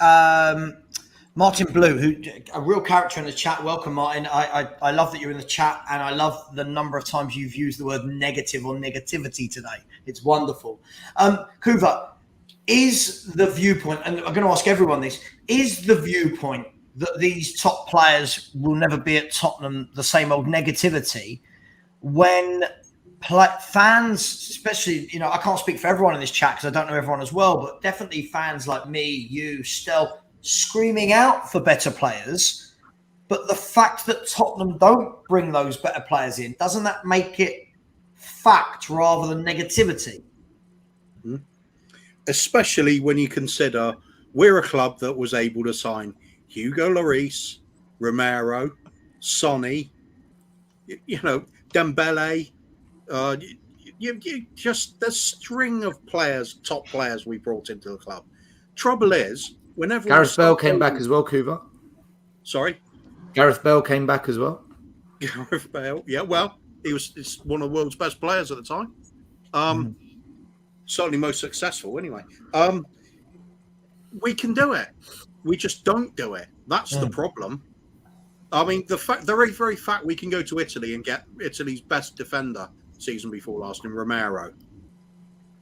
Does that strike us of a team that's incapable of luring players in? I don't think so.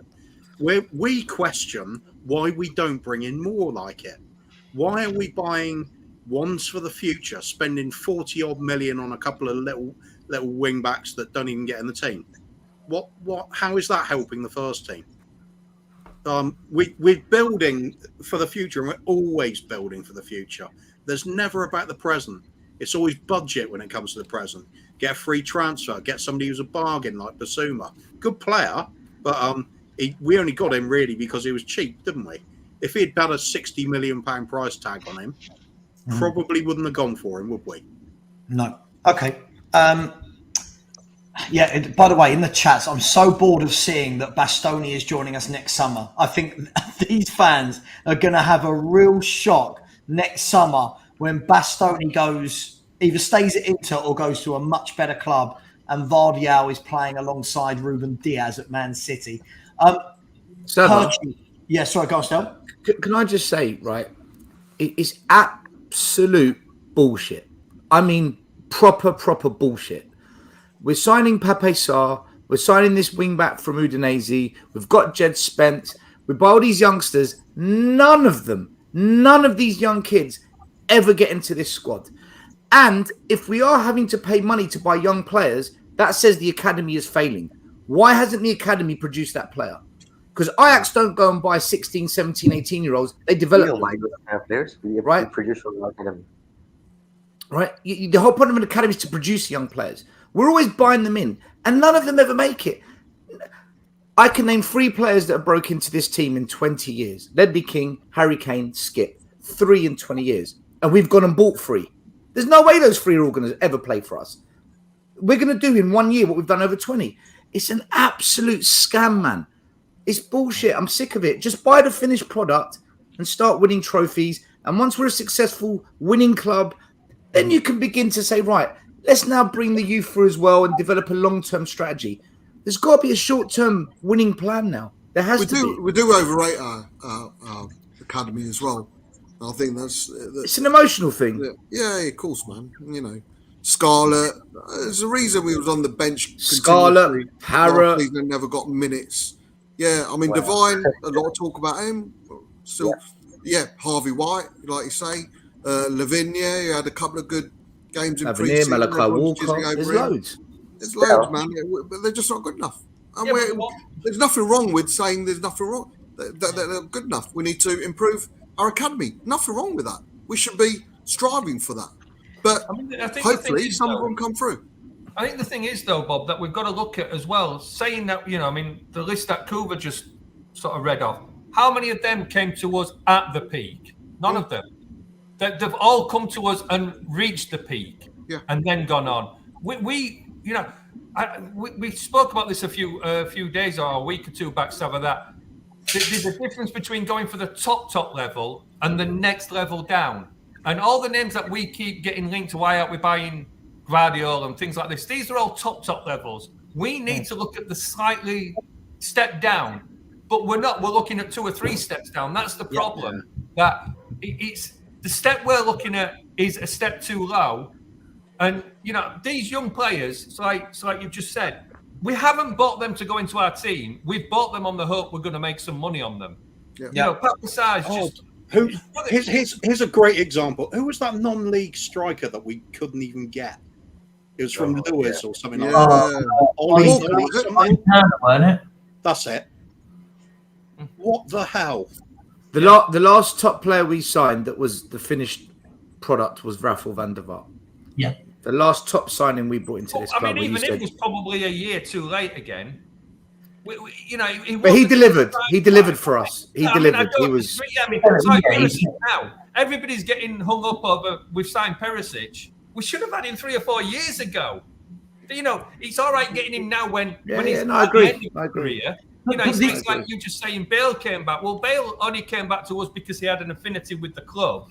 Had he not played for Tottenham in the first place, he wouldn't have come back to Tottenham. Yeah, I think I'm going to come to you in a second, Perchi. I think the difficulty is, this is what I mean when I said earlier, Soren, I feel like where fans are so eager to show that they're better fans and they want to just support everything and trust Conte, but I don't feel like that then leaves them with a lot of argument for their points. Yeah. I.e., I'm being told by fans that, trust Conte, blah, blah, blah, blah, blah, blah. Then I'm being told that these players we brought in were Conte signings. Now I'm being told, trust Conte, in a year's time, he's actually going to get the players he wants. Which one is it? It can't be all three. That's unacceptable. That's unacceptable. Sorry, that's unacceptable. I was told in January, when I went to the protest at the training ground with Brian Daigle and others, we were there, we were told, pipe down, shut up, you're wrecking the club. The big summer window is this summer. Michael Bridge on Sky Sports, he said, calm down, everyone. The big summer is this window. Last Word on Spurs and all the frauds on that channel, they all said the big summer. So if it's not now, I don't want to hear in a year's time. Don't stop passing the buck, because all of you fans and big channels and Sky Sports pundits that tried to calm people like me down, you said this was the moment now. Well, it hasn't happened. Yeah. So this year time, bullshit. It's absolute crap. The only thing I can say... Sorry, Soren. I'm just saying exactly what was said in January, February and... I mean, this about it being about the next season and things like that. The only player that I would say is a Conte player, by the sounds of it, is Udogie, because him and Paratici both asked for him with the premise that he was going back on loan for another year. So he wasn't coming to us, but he's in the club. He's the only young player that has been asked for, by the sounds of it, by Conte. But I mean, I will say I'll drop out now because I know you've got a few people on and the wife's telling me it's tea time. So, but again, another great show. Love it, Soren. Thank you. As a Spurs fan, we all want the same. We just want it in slightly different routes to get there. But everybody's on the panel speaking total truth. We just have different ways of probably expressing it. But, Sorry, let me know about Saturday night. Oh, yeah. Oh. Yeah, you need to come on a bit earlier, Bob, because I have to get up at 3 o'clock in the morning. That's priorities, mate, priorities. Yeah, no, but I definitely want to get on. You want to sort yourself out, Soren. Yeah, something like that, mate. Some of us have to work 2 or 3 jobs, but not this Saturday after if there's room, Bob. Yeah, no worries. All right, then, catch you later. Sorry, just quickly before I bring them there. I mean, guys, this is one of the key things for me. Again, I like reading the chats. I feel like it's really important to have a show where it's not just everybody going, everything's amazing, and we let people come on and we have these debates. What I would like is, if people in the chat, if you disagree with something, can we not just keep saying it's negative? Put a viewpoint. Ask to come on. Put your viewpoint across to challenge what I might say, or Stel or Kuva or whoever in the chat. Otherwise, it's not really a conversation. Guys, one thing, Perchi, I'm going to come to you. I'm getting to you now. Oh, yeah. Yeah, I'm coming all over to you right now. Right, where do you stand, Perchi, with this? Because this whole, I feel like some of these fans have forgotten who we are. Like, I keep hearing next summer we're going to go out and we're going to get these 3-4 world-class players that Conte wants, but they're not available now, right? But why are they not available now, Perchi? And why are we no longer unable to go out and get a Van der Vaart? Why are we not able to go out and get a Klinsmann type? Why are we so starved of this? I think it's a good question. It's a very good question. I think. Thank you. Of course. No, I think because I'm kind of at the moment, I'm quite on the fence with everything at the moment. I've got splinters up my backside, so but I kind of look at it both ways. I said, would I rather us go in for a player, not get them, but then go for someone that was maybe 3 or 4 names down the list of players for said position? Follow on with me in what I say in the sense. Or do I just rather just go, okay, here's 80 million quid, go and buy insert random name? I'm kind of on the fence with it because I sit and go, if we went out and just bought players, isn't that just what Man United have been doing for the last years? That's been great for them in a short term, in just going out and just spending insane amount of money in it. But then I flip it and go, yes, it would be a big thing if we go and sign a big name, break the wage structure and everything. So I'm kind of in two minds in it. So I'm kind of just I'm actually sitting back and actually thinking about it. Is Longley the long term? Sorry, Perchy. Man United spent big money on players, then put an absolute plonker of a manager in charge. Then they got rid of the plonker and put a bigger plonker. It's only now they've got a half-decent manager in charge. Yeah, no, that's true. But he hasn't... I mean, yes, he won that yesterday. They haven't done amazing short. He's only started. He's only just started. No, that's obviously understandable. I'm not sitting here just saying that... I think Sancho and Bruno Fernandes under Conte would have been incredible. Yeah. You could say it's easy to say if but maybes. We don't know in that sense, but yeah, I see your perspective. But me at the moment, I look at our window. People sitting there saying it's an incredible window. You need to also calm the hell down as well, because it hasn't been. We're probably 2, maybe 3 players short on it being a very, very good window. I'm in the pretense of I haven't got a massive issue about the amount of money spent. I don't really care about that signing, and people. Yeah. People sort of come to me and go, oh, well, we've not spent this 100 million. I don't care about the sort of ins and outs of the finances signings. I don't care about it. What I do care about is us doing squad. Because you get one people on the fence saying, we've spent all this money on Richarlison, but then also saying, why are we not spending money? But Richarlison adds us quality going forward from the bench, which we haven't had a proper number 9 off the bench that for how long? Last time I can remember us having 2 decent strikers. But he doesn't start when the front 3 aren't playing well. But he does offer options though. Because if, for example, but we don't play the option. But we do though, because it's only been 3 games. Last season we wouldn't have subbed after having an absolute stinker against Wolves. Yeah, we would. We'd have brought on Lucas Moura. But or Bergwijn. But Richarlison is better than Lucas Moura, is my point. Or Bergwijn. I agree. Better than those players. That's my point. What we're doing going forward, we have got better players going forward now. But I do get everyone else's point in the sense of that centre half is the key one. I'm shocked we've not gone in and spent big money on a centre half, because I genuinely thought we were this season. I can't believe we didn't like Bremer. I think Bremer wanted to stay in Italy by all accounts, I think. But so did Bastoni. And we're still arguing about that as well. Listen, absolutely. Listen, this is what I'm saying. The job of the scouts is, I keep hearing that Paratici has 10 players lined up for every position. This was the big thing everyone was saying, right, for the last year. Yeah. This guy's great. But then we're told, this is the thing, Spurs fans that desperately want to defend it to the core will flip-flop their argument all over the place. So first of all, it's... Savva. Nobody heard of William Saliba 2 years ago. Arsenal went, bought him, put him on loan for 2 years. Now he's absolutely tearing it up, right? There are many top players out there if you go and scout them and you pay the money at the time. How did we find Heung-min Son? Berbatov for 10 million. Dele Alli for 5. How did we do it? It was good scouting. Paul Mitchell and whoever else was in charge. If we can't find the players now, it's either because we don't want to find them or the scouts are shit. Who employs the scouts? Daniel Levy. Or Paratici is building a scouting network that is failing. At the end of the day, we cannot make excuses. We're one of the biggest clubs in England. We're one of the biggest clubs in this country. How can we make excuses for not being able to bring in a centre-back? I'm sorry, it doesn't wash with me. I agree. Just quickly, Martin, yes, I can advise. Yes, these podcasts or YouTube shows are for sharing opinions. All I would say, just to counter that, absolutely, I've seen you having some really good chats, is maybe then just stop saying that everyone that disagrees with you is negative. Yeah. I couldn't be That's a more. really bad way. It's all sort of negative. It's pointless. I hate all this nonsense. It's called having a debate. That's the best part about it. Absolutely. I prefer being called toxic, actually. Yeah. Listen, That's my other favourite. There's still 163 people in the chat. Please keep hitting that like button.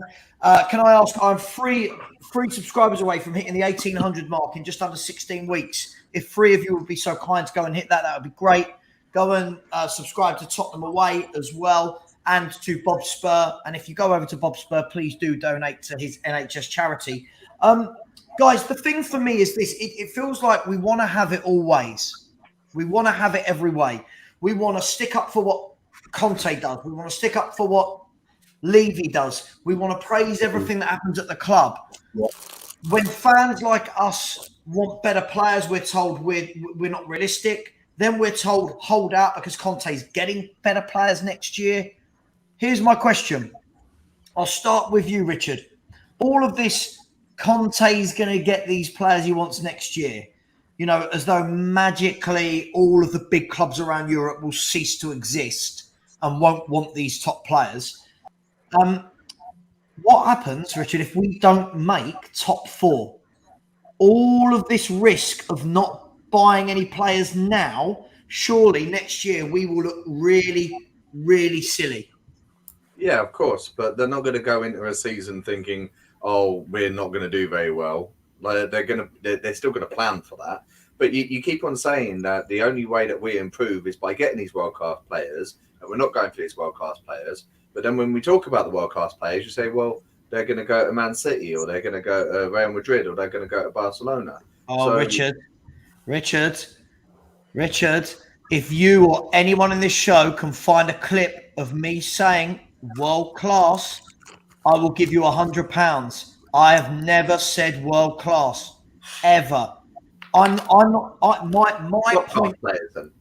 No, not even that. My point was Bastoni and Vardiol are not the only centre halves in world football. Of course My not. point was our scouts should be going out and looking at players like Undikar and going, yeah, that's a top player, experienced, 21 years of age, left-footed, built like a brick wall, good on the ball, just won the Europa League, 25, 30 million, done. I'm not saying world-class players at all. Well, we can turn around. We're talking about the quality to make us better.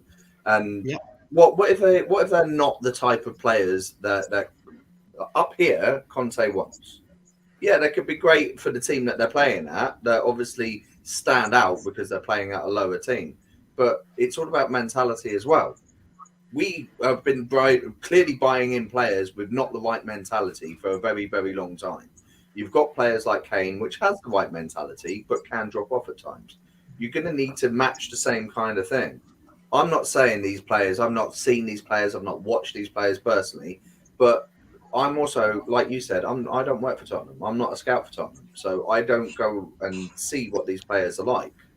They have something in mind. There was I've forgotten his name, forgive me, but there's a 19-year-old that we were talking about looking at from Dynamo Kiev. Yes, I know. So, you know, all right, if we don't end up getting Gvardiol or Bastoni, which everybody doesn't think we're going to get anyway, that kid looks very impressive. It looks like he's in the same mould. He's younger. He would definitely come over to Tottenham from Kiev. So if we get him, does that satiate that whole making it better than Davis? But Richard, again, this is the point here. The point here is we're saying straight away we've done that thing where we belittle everyone else. It's, you know, players like Undikar, who I mentioned, they look good playing in worse teams. You know, a team that's just won the Europa League and he looked phenomenal in it. You know, we're talking about people like Ibanez at Roma, who's a very good left-sided. We're not getting anyone out of Roma. Pardon? We're not getting anyone out of Roma. But again, this is what I mean. Sorry, Richard, you're doing what everyone does. It doesn't matter which players fans suggest. Everyone who apologises for Spurs, there's a reason why we can't get anyone. There's always a reason why we can't get I think he means because of Jose Mourinho will block it. I understood the reference, but my point is there's players like this all over the world. Yeah. And if Spurs have got a plan, and that plan is to bring in Spence at right wing back, and not bringing a right wing back, to bring in Longley on loan and not bringing a centre half, to not bring in an attacking midfielder or a creative midfielder, yeah, then what are we doing here? Like, I don't get it. Like, my man Martin Blue in the comments constantly talking about trusting Conte. Stella has said it many a times. This isn't about us trusting Antonio Conte. I trust Antonio Conte explicitly. Mm-hmm. I don't trust that we will give Antonio Conte the tools. It's about This is Levy the and difference. Pardon? It's about Savva, Levy and Paratici, because they're the ones getting the players in.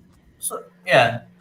But it's that my point still stands. I'm not making excuses for anybody. I'm just saying we don't actually know why they're not going and looking at their players like that. They may not be on the radar for whatever reason. They have something that they're going to go out. They have their parameters that they're going to go out and go and look for players at, right? We don't know that. We don't know what players they're currently looking at. We don't know all this crap in the media about we're looking at James or Gordon or anyone like. How do we know that's actually true? No, we don't. But the fact that they've not brought anyone in or not been able to get anyone in at that centre-half position tells us that, yes, we don't know what they're doing, but they're not doing it very well, whatever they are doing, are they? If the answer is Longley on loan from every centre-back... You're not going to like this either, but Alistair Gold talks about this quite a lot, and this is pure facts. We've also got to take into account how many foreign players we've got in the club and how many English players we've got in the club. Because at the moment, we've got too many foreign players and they can't be registered. So we have to go and buy Guahi then. Like, who would get who? Like, if you want to sell someone like Davies, who are you going to sell Davies to? Okay, but then if that's the case, go and get a player like Mark Guahi from Crystal Palace. Totally agree. Max Kilman. Max Kilman, yeah, from Wolves. Right. So again, this, believe me, just quickly, I'm going to come to you, Kuva, in a second. Just quickly, Jeff Rosulu, you've said this a few times about me and Stel. I'm going to put the link into the comments. Feel free to come on and articulate why. I bet you £100 you do not. Right. So there you go. The stream is in there. Jeff Rosulu, come in. Put your camera on. Let us know. Kuva, I know you need to go in a minute. So just quickly, I'm going to come to you before you do go. Look, I think it's been some really good, lively, healthy debate tonight. Lots of us have got all different views. All in all, should we, I don't know where Stel went, should we be doing better in terms of scouting if our only reference point is Vardial and Bastoni, who, let's be fair, we don't really need to scout, do you? Everyone knows their class. Yeah, there's some things you can do on Football Manager. All of us can probably put together a good list of players that fit the role for certain positions. But scouting should be a lot more comprehensive than that, of course. And that's what we don't seem to do. We end up taking very expensive punts on the likes of Ndombele, and it doesn't work out. Any cursory sort of background check on that player, you would have seen stories about him causing a bit of trouble within his previous teams. We haven't done any of that. It's very sort of lightweight, wishy-washy transfer system that we had in place for a long time. A lot of it guesswork, a lot of it panic buys, a lot of it buying for the future when it's a player that's proved that's got literally nothing there to suggest they're going to make it as a star. I mean, we bought some absolute donkeys. It's an inconsistency and a lack of understanding on how a football club works that's been going back since the start of ENIC. ENIC are fantastic at doing the business side of things. That you've got to give Daniel Levy credit for, and I certainly do. We've got a fantastic stadium. But his biggest mistake is one we're hoping he's being rectified 22 years later, and that is putting the infrastructure in place to give us a consistent way forward on the football pitch, where we're not chopping and changing our style of football, who the manager is, the players required to fit that manager's style. If we could just put that in place. If we'd put that in place 22 years ago, we would have been bloody winning things by now, because the bit that people seem to keep glossing over whenever it comes to our lack of success is we are one of the biggest teams in Europe. We are one of the biggest teams in the world. Our lack of success does not reflect that. And I am not going to sit around any longer and say it's okay that we don't win anything. No. It is. Anyone that says that just hasn't got a clue. And the art of elite sport is to win trophies. And it's nonsense. And that's what I said about always call top 4 third loser. It does, because it is but it's progression. And you're spot on everything you said. And this is our issue at the moment. Is I just seen this comment. We don't have oil money, but that's not right. What the relevance to that is, because I sit and go, yes, we don't, but you can buy transfers with the right financial. We're not sitting here struggling to buy players. We've got money at the football club. The football club has a lot of money at the moment. We produce a load of money through our revenue streams that we have at the club. So this oil money nonsense is crap. Yes, we can't go out there and spend 500 million quid in a transfer window, but that's irrational and mental. But we can go and spend money. So this nonsense about oil money, I don't believe all that crap. Sorry, I probably jumped in ahead of you there, Savva. No. Listen, I was going to say here, Bob. Let me bring you in here. You're a level-headed chap with a lovely head of hair. That is true. Absolutely true. He's just jealous. I used to have hair like that. This is one that we keep hearing, right? Now, this makes me laugh, because I thought the whole point about oil money, first of all, the only club I think at the moment that's really doing really well with oil money. Please, can people stop trying to come into the back of the studio, please? Oh, yeah. Please stop. Yeah. I'm going in about 5-10 minutes. I'm not accepting anybody else into the studio. Bob, the point is, other than City, Chelsea now are not with oil money. Liverpool are not with oil money. Arsenal are not with oil money. Right? This excuse of oil money, this has got to stop, right? This was the whole point, I thought, why we left White Hart Lane and moved to this stadium, did the concerts and the boxing, was to have money. Now, I'm not saying unlimited amount every window, but certainly more than sort of 50, 60 million net profit in a window where we've got Champions League football. It's hypocritical argument for me. Normally, this kind of statement comes out when people are defending Lenik. There's nothing wrong with not being Levy out. Me, Stel, and Cooper. There's nothing wrong with not being against Lenik. That's your opinion. That's your argument. That's your stance. Nothing wrong with that. The world's full of different opinions and stances. But to say that Lenik have done a fantastic job and a great business, I kind of disagree with Coof for a change. I think they're shit businessmen. Yeah, I think they're shit businessmen. I think to invest in a football club and not invest in the main product of that football club, which is a football team. Well, not invest in it, but not doing it correctly, I think makes them shit. I think they're not. For them, it's an investment for progression or making them more viable and more successful. The only way to do that is recruiting correctly. So I don't believe that good of a businessman, because they would have recruited wisely. But no one, if they are such a good businessman, then oil money is irrelevant. Spend it wisely. Spend it on good players. Get the right recruitment team in. Paratici, Lenik, they are responsible for making this team successful. And the fact they haven't, regardless of having oil money, whenever we, as in Levy outers, ever wanted oil money or billions and billions to spend, Conte's in. He doesn't need oil money. He doesn't spend oil money. He doesn't speak, but he always gets the players to do a job. We're not even doing that. It's their go-to line, Bob, isn't it?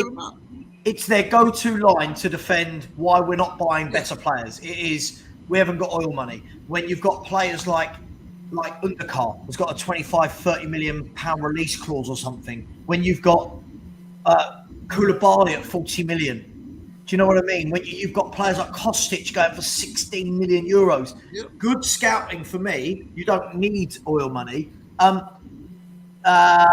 I get to Faz's super chat, Stell, I'm sure you're somebody that's probably got something to say about the oil money retort from Levy inners, should we say. We haven't got oil money, but are we spending what money we do have?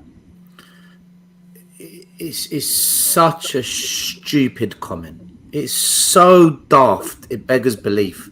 They must. I think they're either trolls. They do it for reactions and attention, or they just don't know what the hell to do to defend their piss poor argument any longer. Let me just say something that's hard to debate. Do you know what's funny? It's not hard to debate. Yeah. Leicester City won the Premier League, the FA Cup, and the Community Shield without oil money. Wigan won the FA Cup without oil money. Liverpool have won everything under Klopp. No oil money. There's no argument. It's just stupidity given a voice. That's it. And if the person who put that comment up gets really upset and sensitive, I couldn't give a shit. It's a stupid comment. Mm-hmm. At the end of the day, you're either an ambitious owner or you're not. And when I mean ambition, I mean, say what we want about Abramovich. Oh, it was dirty cash. Oh, it was oil money. Oh, say what you want. He gave Chelsea his heart, his soul. He would never go without winning a trophy. If a manager within 3-4 months wasn't quite at the level, bye-bye, next. Ruthless. I think you look at Manchester City. Go look at the infrastructure they've built, the Etihad campus. I've been there. I've taken teams there. Go look at the Etihad campus. Look at Tiki Birkenstein running the youth development. Go look at the scouting network they've built. This year, they're making a profit. Man City are making a profit in the transfer market. They're building an infrastructure. They're developing the area. It's not just Tottenham that do it. Other clubs do it as well. Say what we want about Arsenal. They're a joke. They finish 8th. They always finish below us. Arteta has been backed. £400 million. They've backed him. There's no excuses for Arsenal now. If Arteta doesn't deliver this season, bye-bye. He's been backed. You know, there's ambition, and then there's what's the absolute minimum we can do to get top 4, keep the fans on board, and create the illusion we're going to win something, and then come into May we feel dissatisfied again. And I don't know, man. Just stop being negative. We've got a bright future ahead of us. Listen, Jeff Rozulu. He's a troll. He doesn't. He's probably like 16 years old, about to start his A-levels. Bless him. Just getting into YouTube. That's it. Right, Richard. Let me come to you with this first. Then I'm going to go to you, Perchi. Everyone's going to get a say on this. So, Faz, thank you very much for the super chat again. This is another one that fans love to use to justify the window. Is Conte happy or not happy? I said this. If not, why is he there? So, Richard, it's this notion that Conte's had every signing he wanted, or he would have walked by now. For me, it's a tiny bit short-sighted that he would get up and leave during the middle of a transfer window. But I mean, look, is Conte happy or not happy? How will we ever know? What do you think, Richard? I think he is happy. I think he's got a job. It's a job that pays very well. He's at a Champions League club. Of course he's happy. He's where he wants to be, doing what he wants to do. So there's no question of whether he's happy or not. The question is he going to get the resources that he has asked for? Mm-hmm. Do we have squad depth? Yeah, we've got squad depth. Do we have players that can replace the mediocre players in our first team? Clearly not. 3 more players, probably, I would say, would be an absolute top. At the beginning of the season, when we bought 6 players, I was like, bloody hell, this is actually happening. We're actually going to have a decent transfer window. And then it petered off, and we're at where we're at. But, we've still got a week or so. We'll see what it's like. Conte's not going to go anywhere. I don't think he'll dip out mid-season. I think he'll ride out the season, see where we're at, and then reassess it again. Yeah, I mean, okay, Kuva, let me come over to you. I've got a slightly different opinion to Richard. I don't believe that he'll ever be 100% happy with that, because I'm sorry. The fact that he's only started one of the players in 3 games tells me that all of these weren't his players. I'm sorry. That's how I feel about it. Is he happy, Kuva? And what does that mean, really? What does... Well, I've said this on the other stream. I can think of 14 million reasons a year while he's happy. The end of the day, what's he going to do? He's gonna kick up a hissy fit and then walk out of the club, not getting paid huge amounts of money, or is he going to duke it out with Levy's stance and see what happens in the next year? Let his contract run out if he has to. Then he can walk away, head held high, saying, "I've done what I want. I've done what I could. They didn't back me." Yeah. It's too much money. You can't just walk away from that on principle unless you got so much money you can just burn anyway. And in which case, his salary would be irrelevant anyway. He'd be doing it for fun. Okay. I don't think he's happy. Nobody's happy. Every manager always wants another player, no matter who they get. So let me come over to you, Perty, on this then. So my question about this is, I think everyone who's saying Conte's happy at the moment, I think it's great. 7 points from 9, really good return. If you had asked me that from the first 3 games with Chelsea away in there, I would have snapped your hand off. Are we going to see, though, that the moment we have a run of 2 or 3 games where it doesn't quite go Conte's way, but then we're going to start seeing we haven't got the players to compete? Are we going to start seeing those types of sentences from Conte? Yeah, I mean, with Conte, you will do, because he's a bit of a firecracker as a manager. You will get him throwing his toys out around. We saw it last season. We all knew exactly. However, I think Antonio Conte looks at this squad genuinely will look at it and go, "We can win something this season." Genuinely, he's that sort of manager that I honestly think he will look at his squad he's got here and go, "We can win something this season." It could be as simple as an FA Cup. It could go in. It could be as simple as that or something. But I'm just using it as context. That someone mentioned. You said, I think, about the players that we signed haven't started, and I could be completely wrong. This my theory actually is more fitness based. I think I said about it on stream the other day, and I think potentially with the likes of Spence, Basuma, they didn't come in before the start of we went to South Korea, and Basuma had COVID, didn't he, as well? So maybe it's an excuse. I'm not one normally to throw excuses. I don't really care. I'm not one for that, but there could be that could be a slight. And I think it might be a sense of integrating players into the squad. As I said, we could go on and win the next 3 games and stuff, and then we'd all be getting all a bit too excited way too early when it comes to the season. But We do. Yeah, but it's one of those. I honestly genuinely think Conte looks at the squad he's got now and thinks we can win something this season. I think he's an ambitious manager, and that's the one thing. What one of the biggest things for me about having him in over some of the other managers we've had, I don't think have been as ambitious as this manager. We just need, and as what everyone else has been saying, we just need the support network upstairs to show the ambition that the manager's showing. Perchi, do you honestly believe that Sessegnon, Emerson, Dyer, Mora, Davies, it's 50% of the starting team? Well, actually, no, 40% Mora doesn't start. Yeah. No creative midfielder. That's no creative right wing back. You think that's a team that can win a trophy? Conte looks at that, and in his heart of heart, he thinks. I think he looks at some of those players and says, "I can make them better football players." Definitely. That's not what you said. No, 1 minute. I still think he thinks we can win something. With those players. I think he believes in himself. He's that good. He can do it. That's my point. So why didn't he do it last season?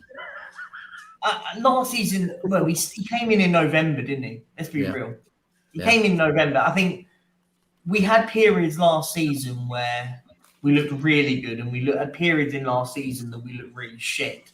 So I think we were and I think under a full season under the manager, I think we can see how we're going to do.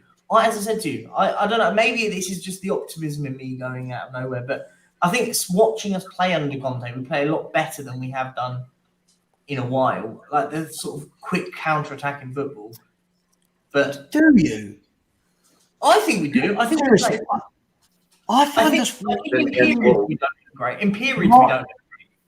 Martin Blue's about to have a field day with my next comment. I find us really painfully boring and slow to watch. Martin Blue just gave you a speech about why people can't debate, and then he's just put a message out saying, Stelios, fucking grow up, you're delusional clown, blah, blah. This guy, mate, you're contradicting yourself every time you speak. If you dig a deeper hole, you're hitting the equator. This is what, What? He's lost his mind. Have a debate. Like, it's ridiculous. Like, I hate people like that. Like, that's when you know you've lost an argument, when you want to throw a comment like that. Half my fan base is like that, Percher. You should meet so, them. Guys, just quickly, I want to talk about this. One day. We're talking about... It's just mind-blowing to me that you can demand more from your club and want trophies and somehow wind up as being negative for that. No, but that's spot on.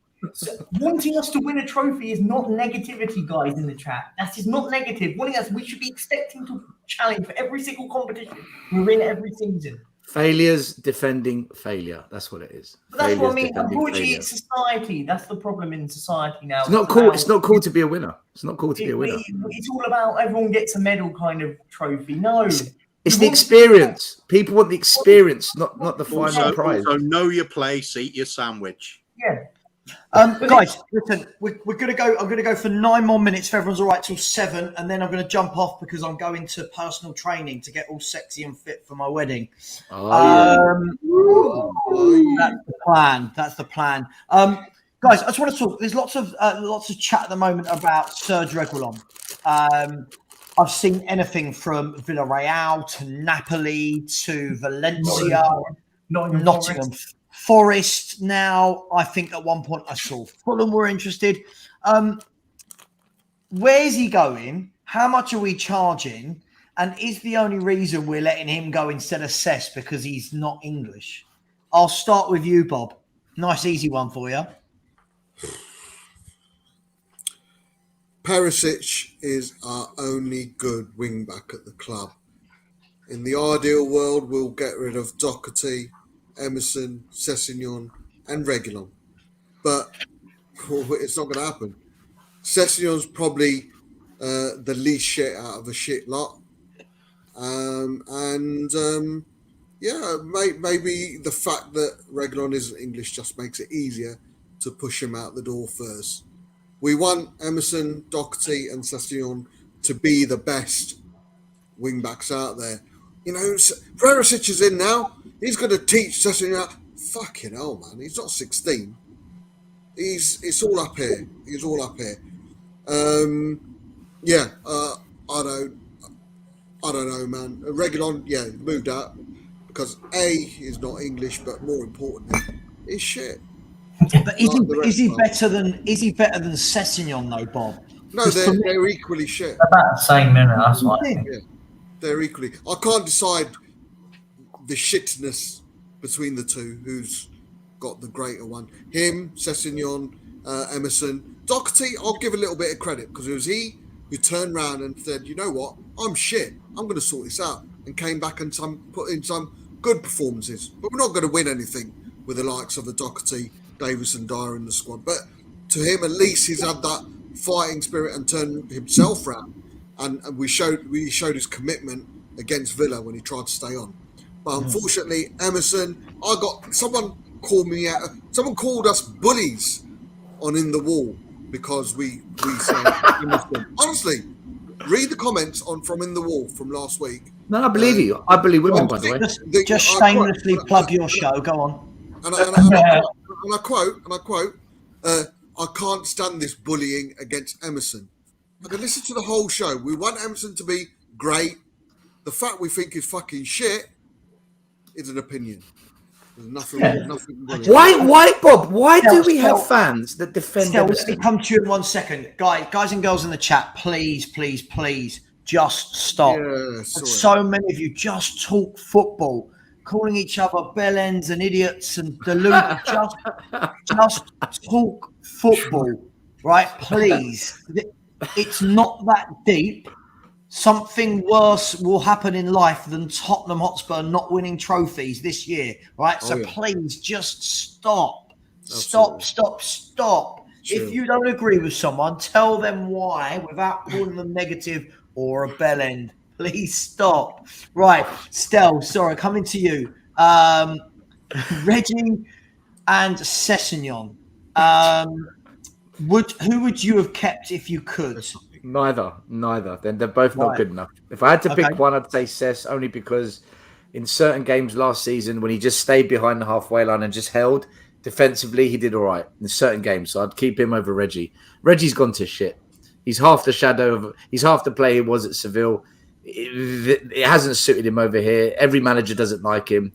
He's got to go. He's one of many that need to go. So Cess, I'd keep Cess. But even for me, Cess isn't good enough. He's not the level we need. We took a punt. It hasn't worked. 30 million down the drain. He'll never be the player we want, just like Emerson, just like Doherty. I mean, I was so fucking in love when we had Danny Rose and Carl Walker. They were absolute dynamite. Top players they became. Danny Rose put his heart on the line, aggressive in the tackles, had a good cross on him.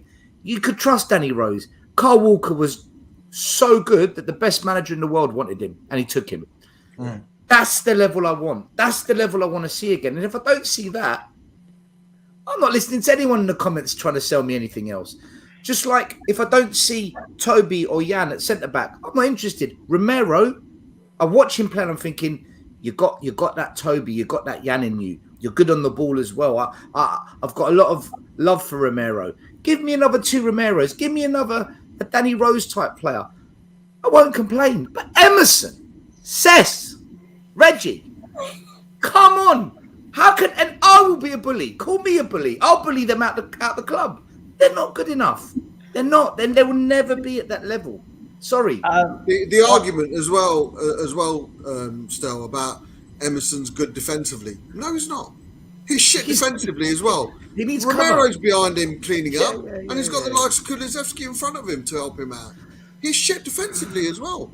He gets half the tackles he makes are from his own mistake, aren't they? Exactly. There's actually a stat that shows something like 2/3 of the tackles he makes are from when he loses the ball. Yeah.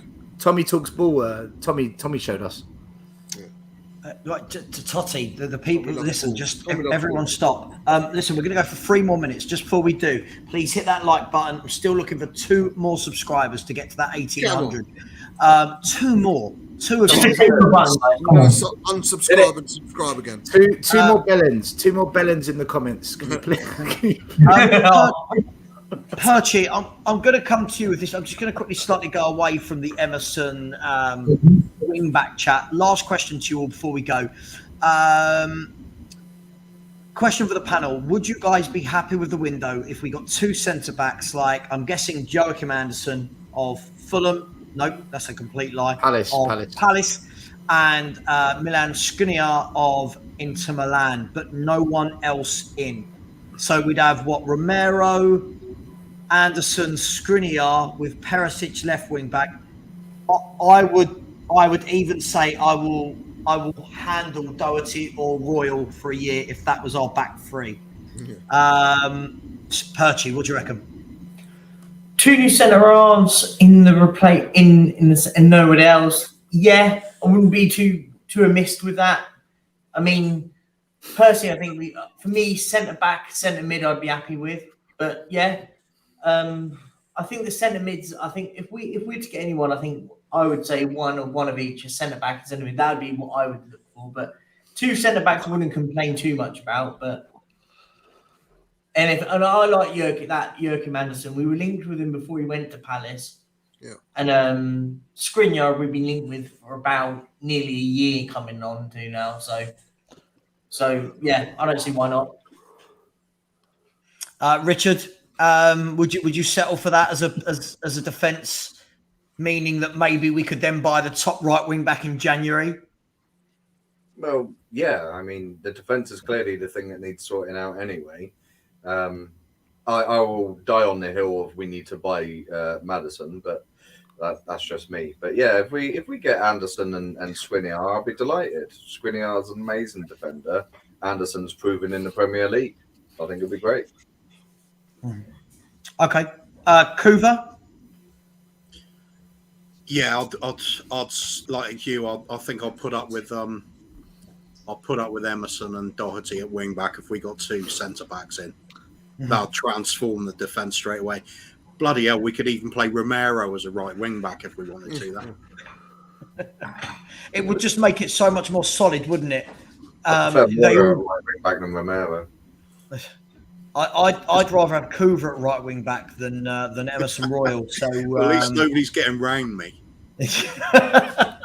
Fair enough, Bob. What are you saying? Would you sacrifice everything else we need to have that as a back three? No. No. No. But that being said, do you then think in the next 9 days, though, we're going to sign 2 players that we need that aren't centre-backs that are better than what we've got? No. I hope so. Hey, listen, before we went off to Korea, I said on the show, Kuva was there, I said, I reckon we'll sign 2 more players. And we did get in Spence and Longley before we went. They didn't travel, of course they didn't, but it was a bit. I have got a funny feeling, and that's just blind faith, I suppose. I've got a funny feeling there is going to be someone. These Anthony Gordon links worry me because we're looking. From the Anthony Gordon one is a non-starter.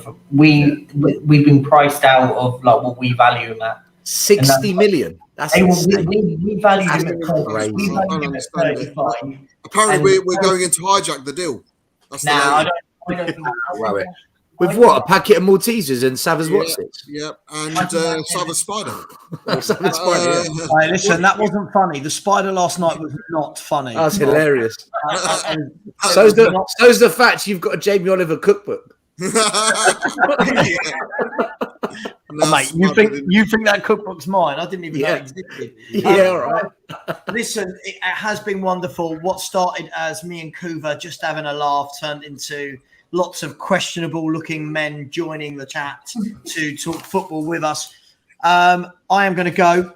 I thank you all. I thank everyone in the chats. Thank you for those being sensible. Please always remember at the end of the day, it is 11 men running around, kicking a little bit of leather. Please don't get so abusive to each other. And I just want to say that we don't ever want to be in a situation like what's just happened over in the Arsenal fan base today, where one of their fans of over 60 years has just been beaten up while out for dinner with his wife because of his opinion that Mikel Arteta should be sacked. What was that on the news? No, I watched it earlier on with Lee Gunner and Ransom Bance and all that, and then That's he's terrible, released man. So I'll send you the video. Mate, Basically, guys, let's not let our fan base get to that. It's right? me. It's going to happen to me. I'm telling you. It'll be me and you still. We get beaten up on a night out. Apart from as long as it's a nice restaurant, we have a nice steak. So look, let's not get there. Please remember football. And at the end of the day, whether we like Levy or not, whether we love Conte or not, or Royal or not, we're all Tottenham. And come on, you Spurs. Thanks, everyone. See you later. Oh, God. No, we're not.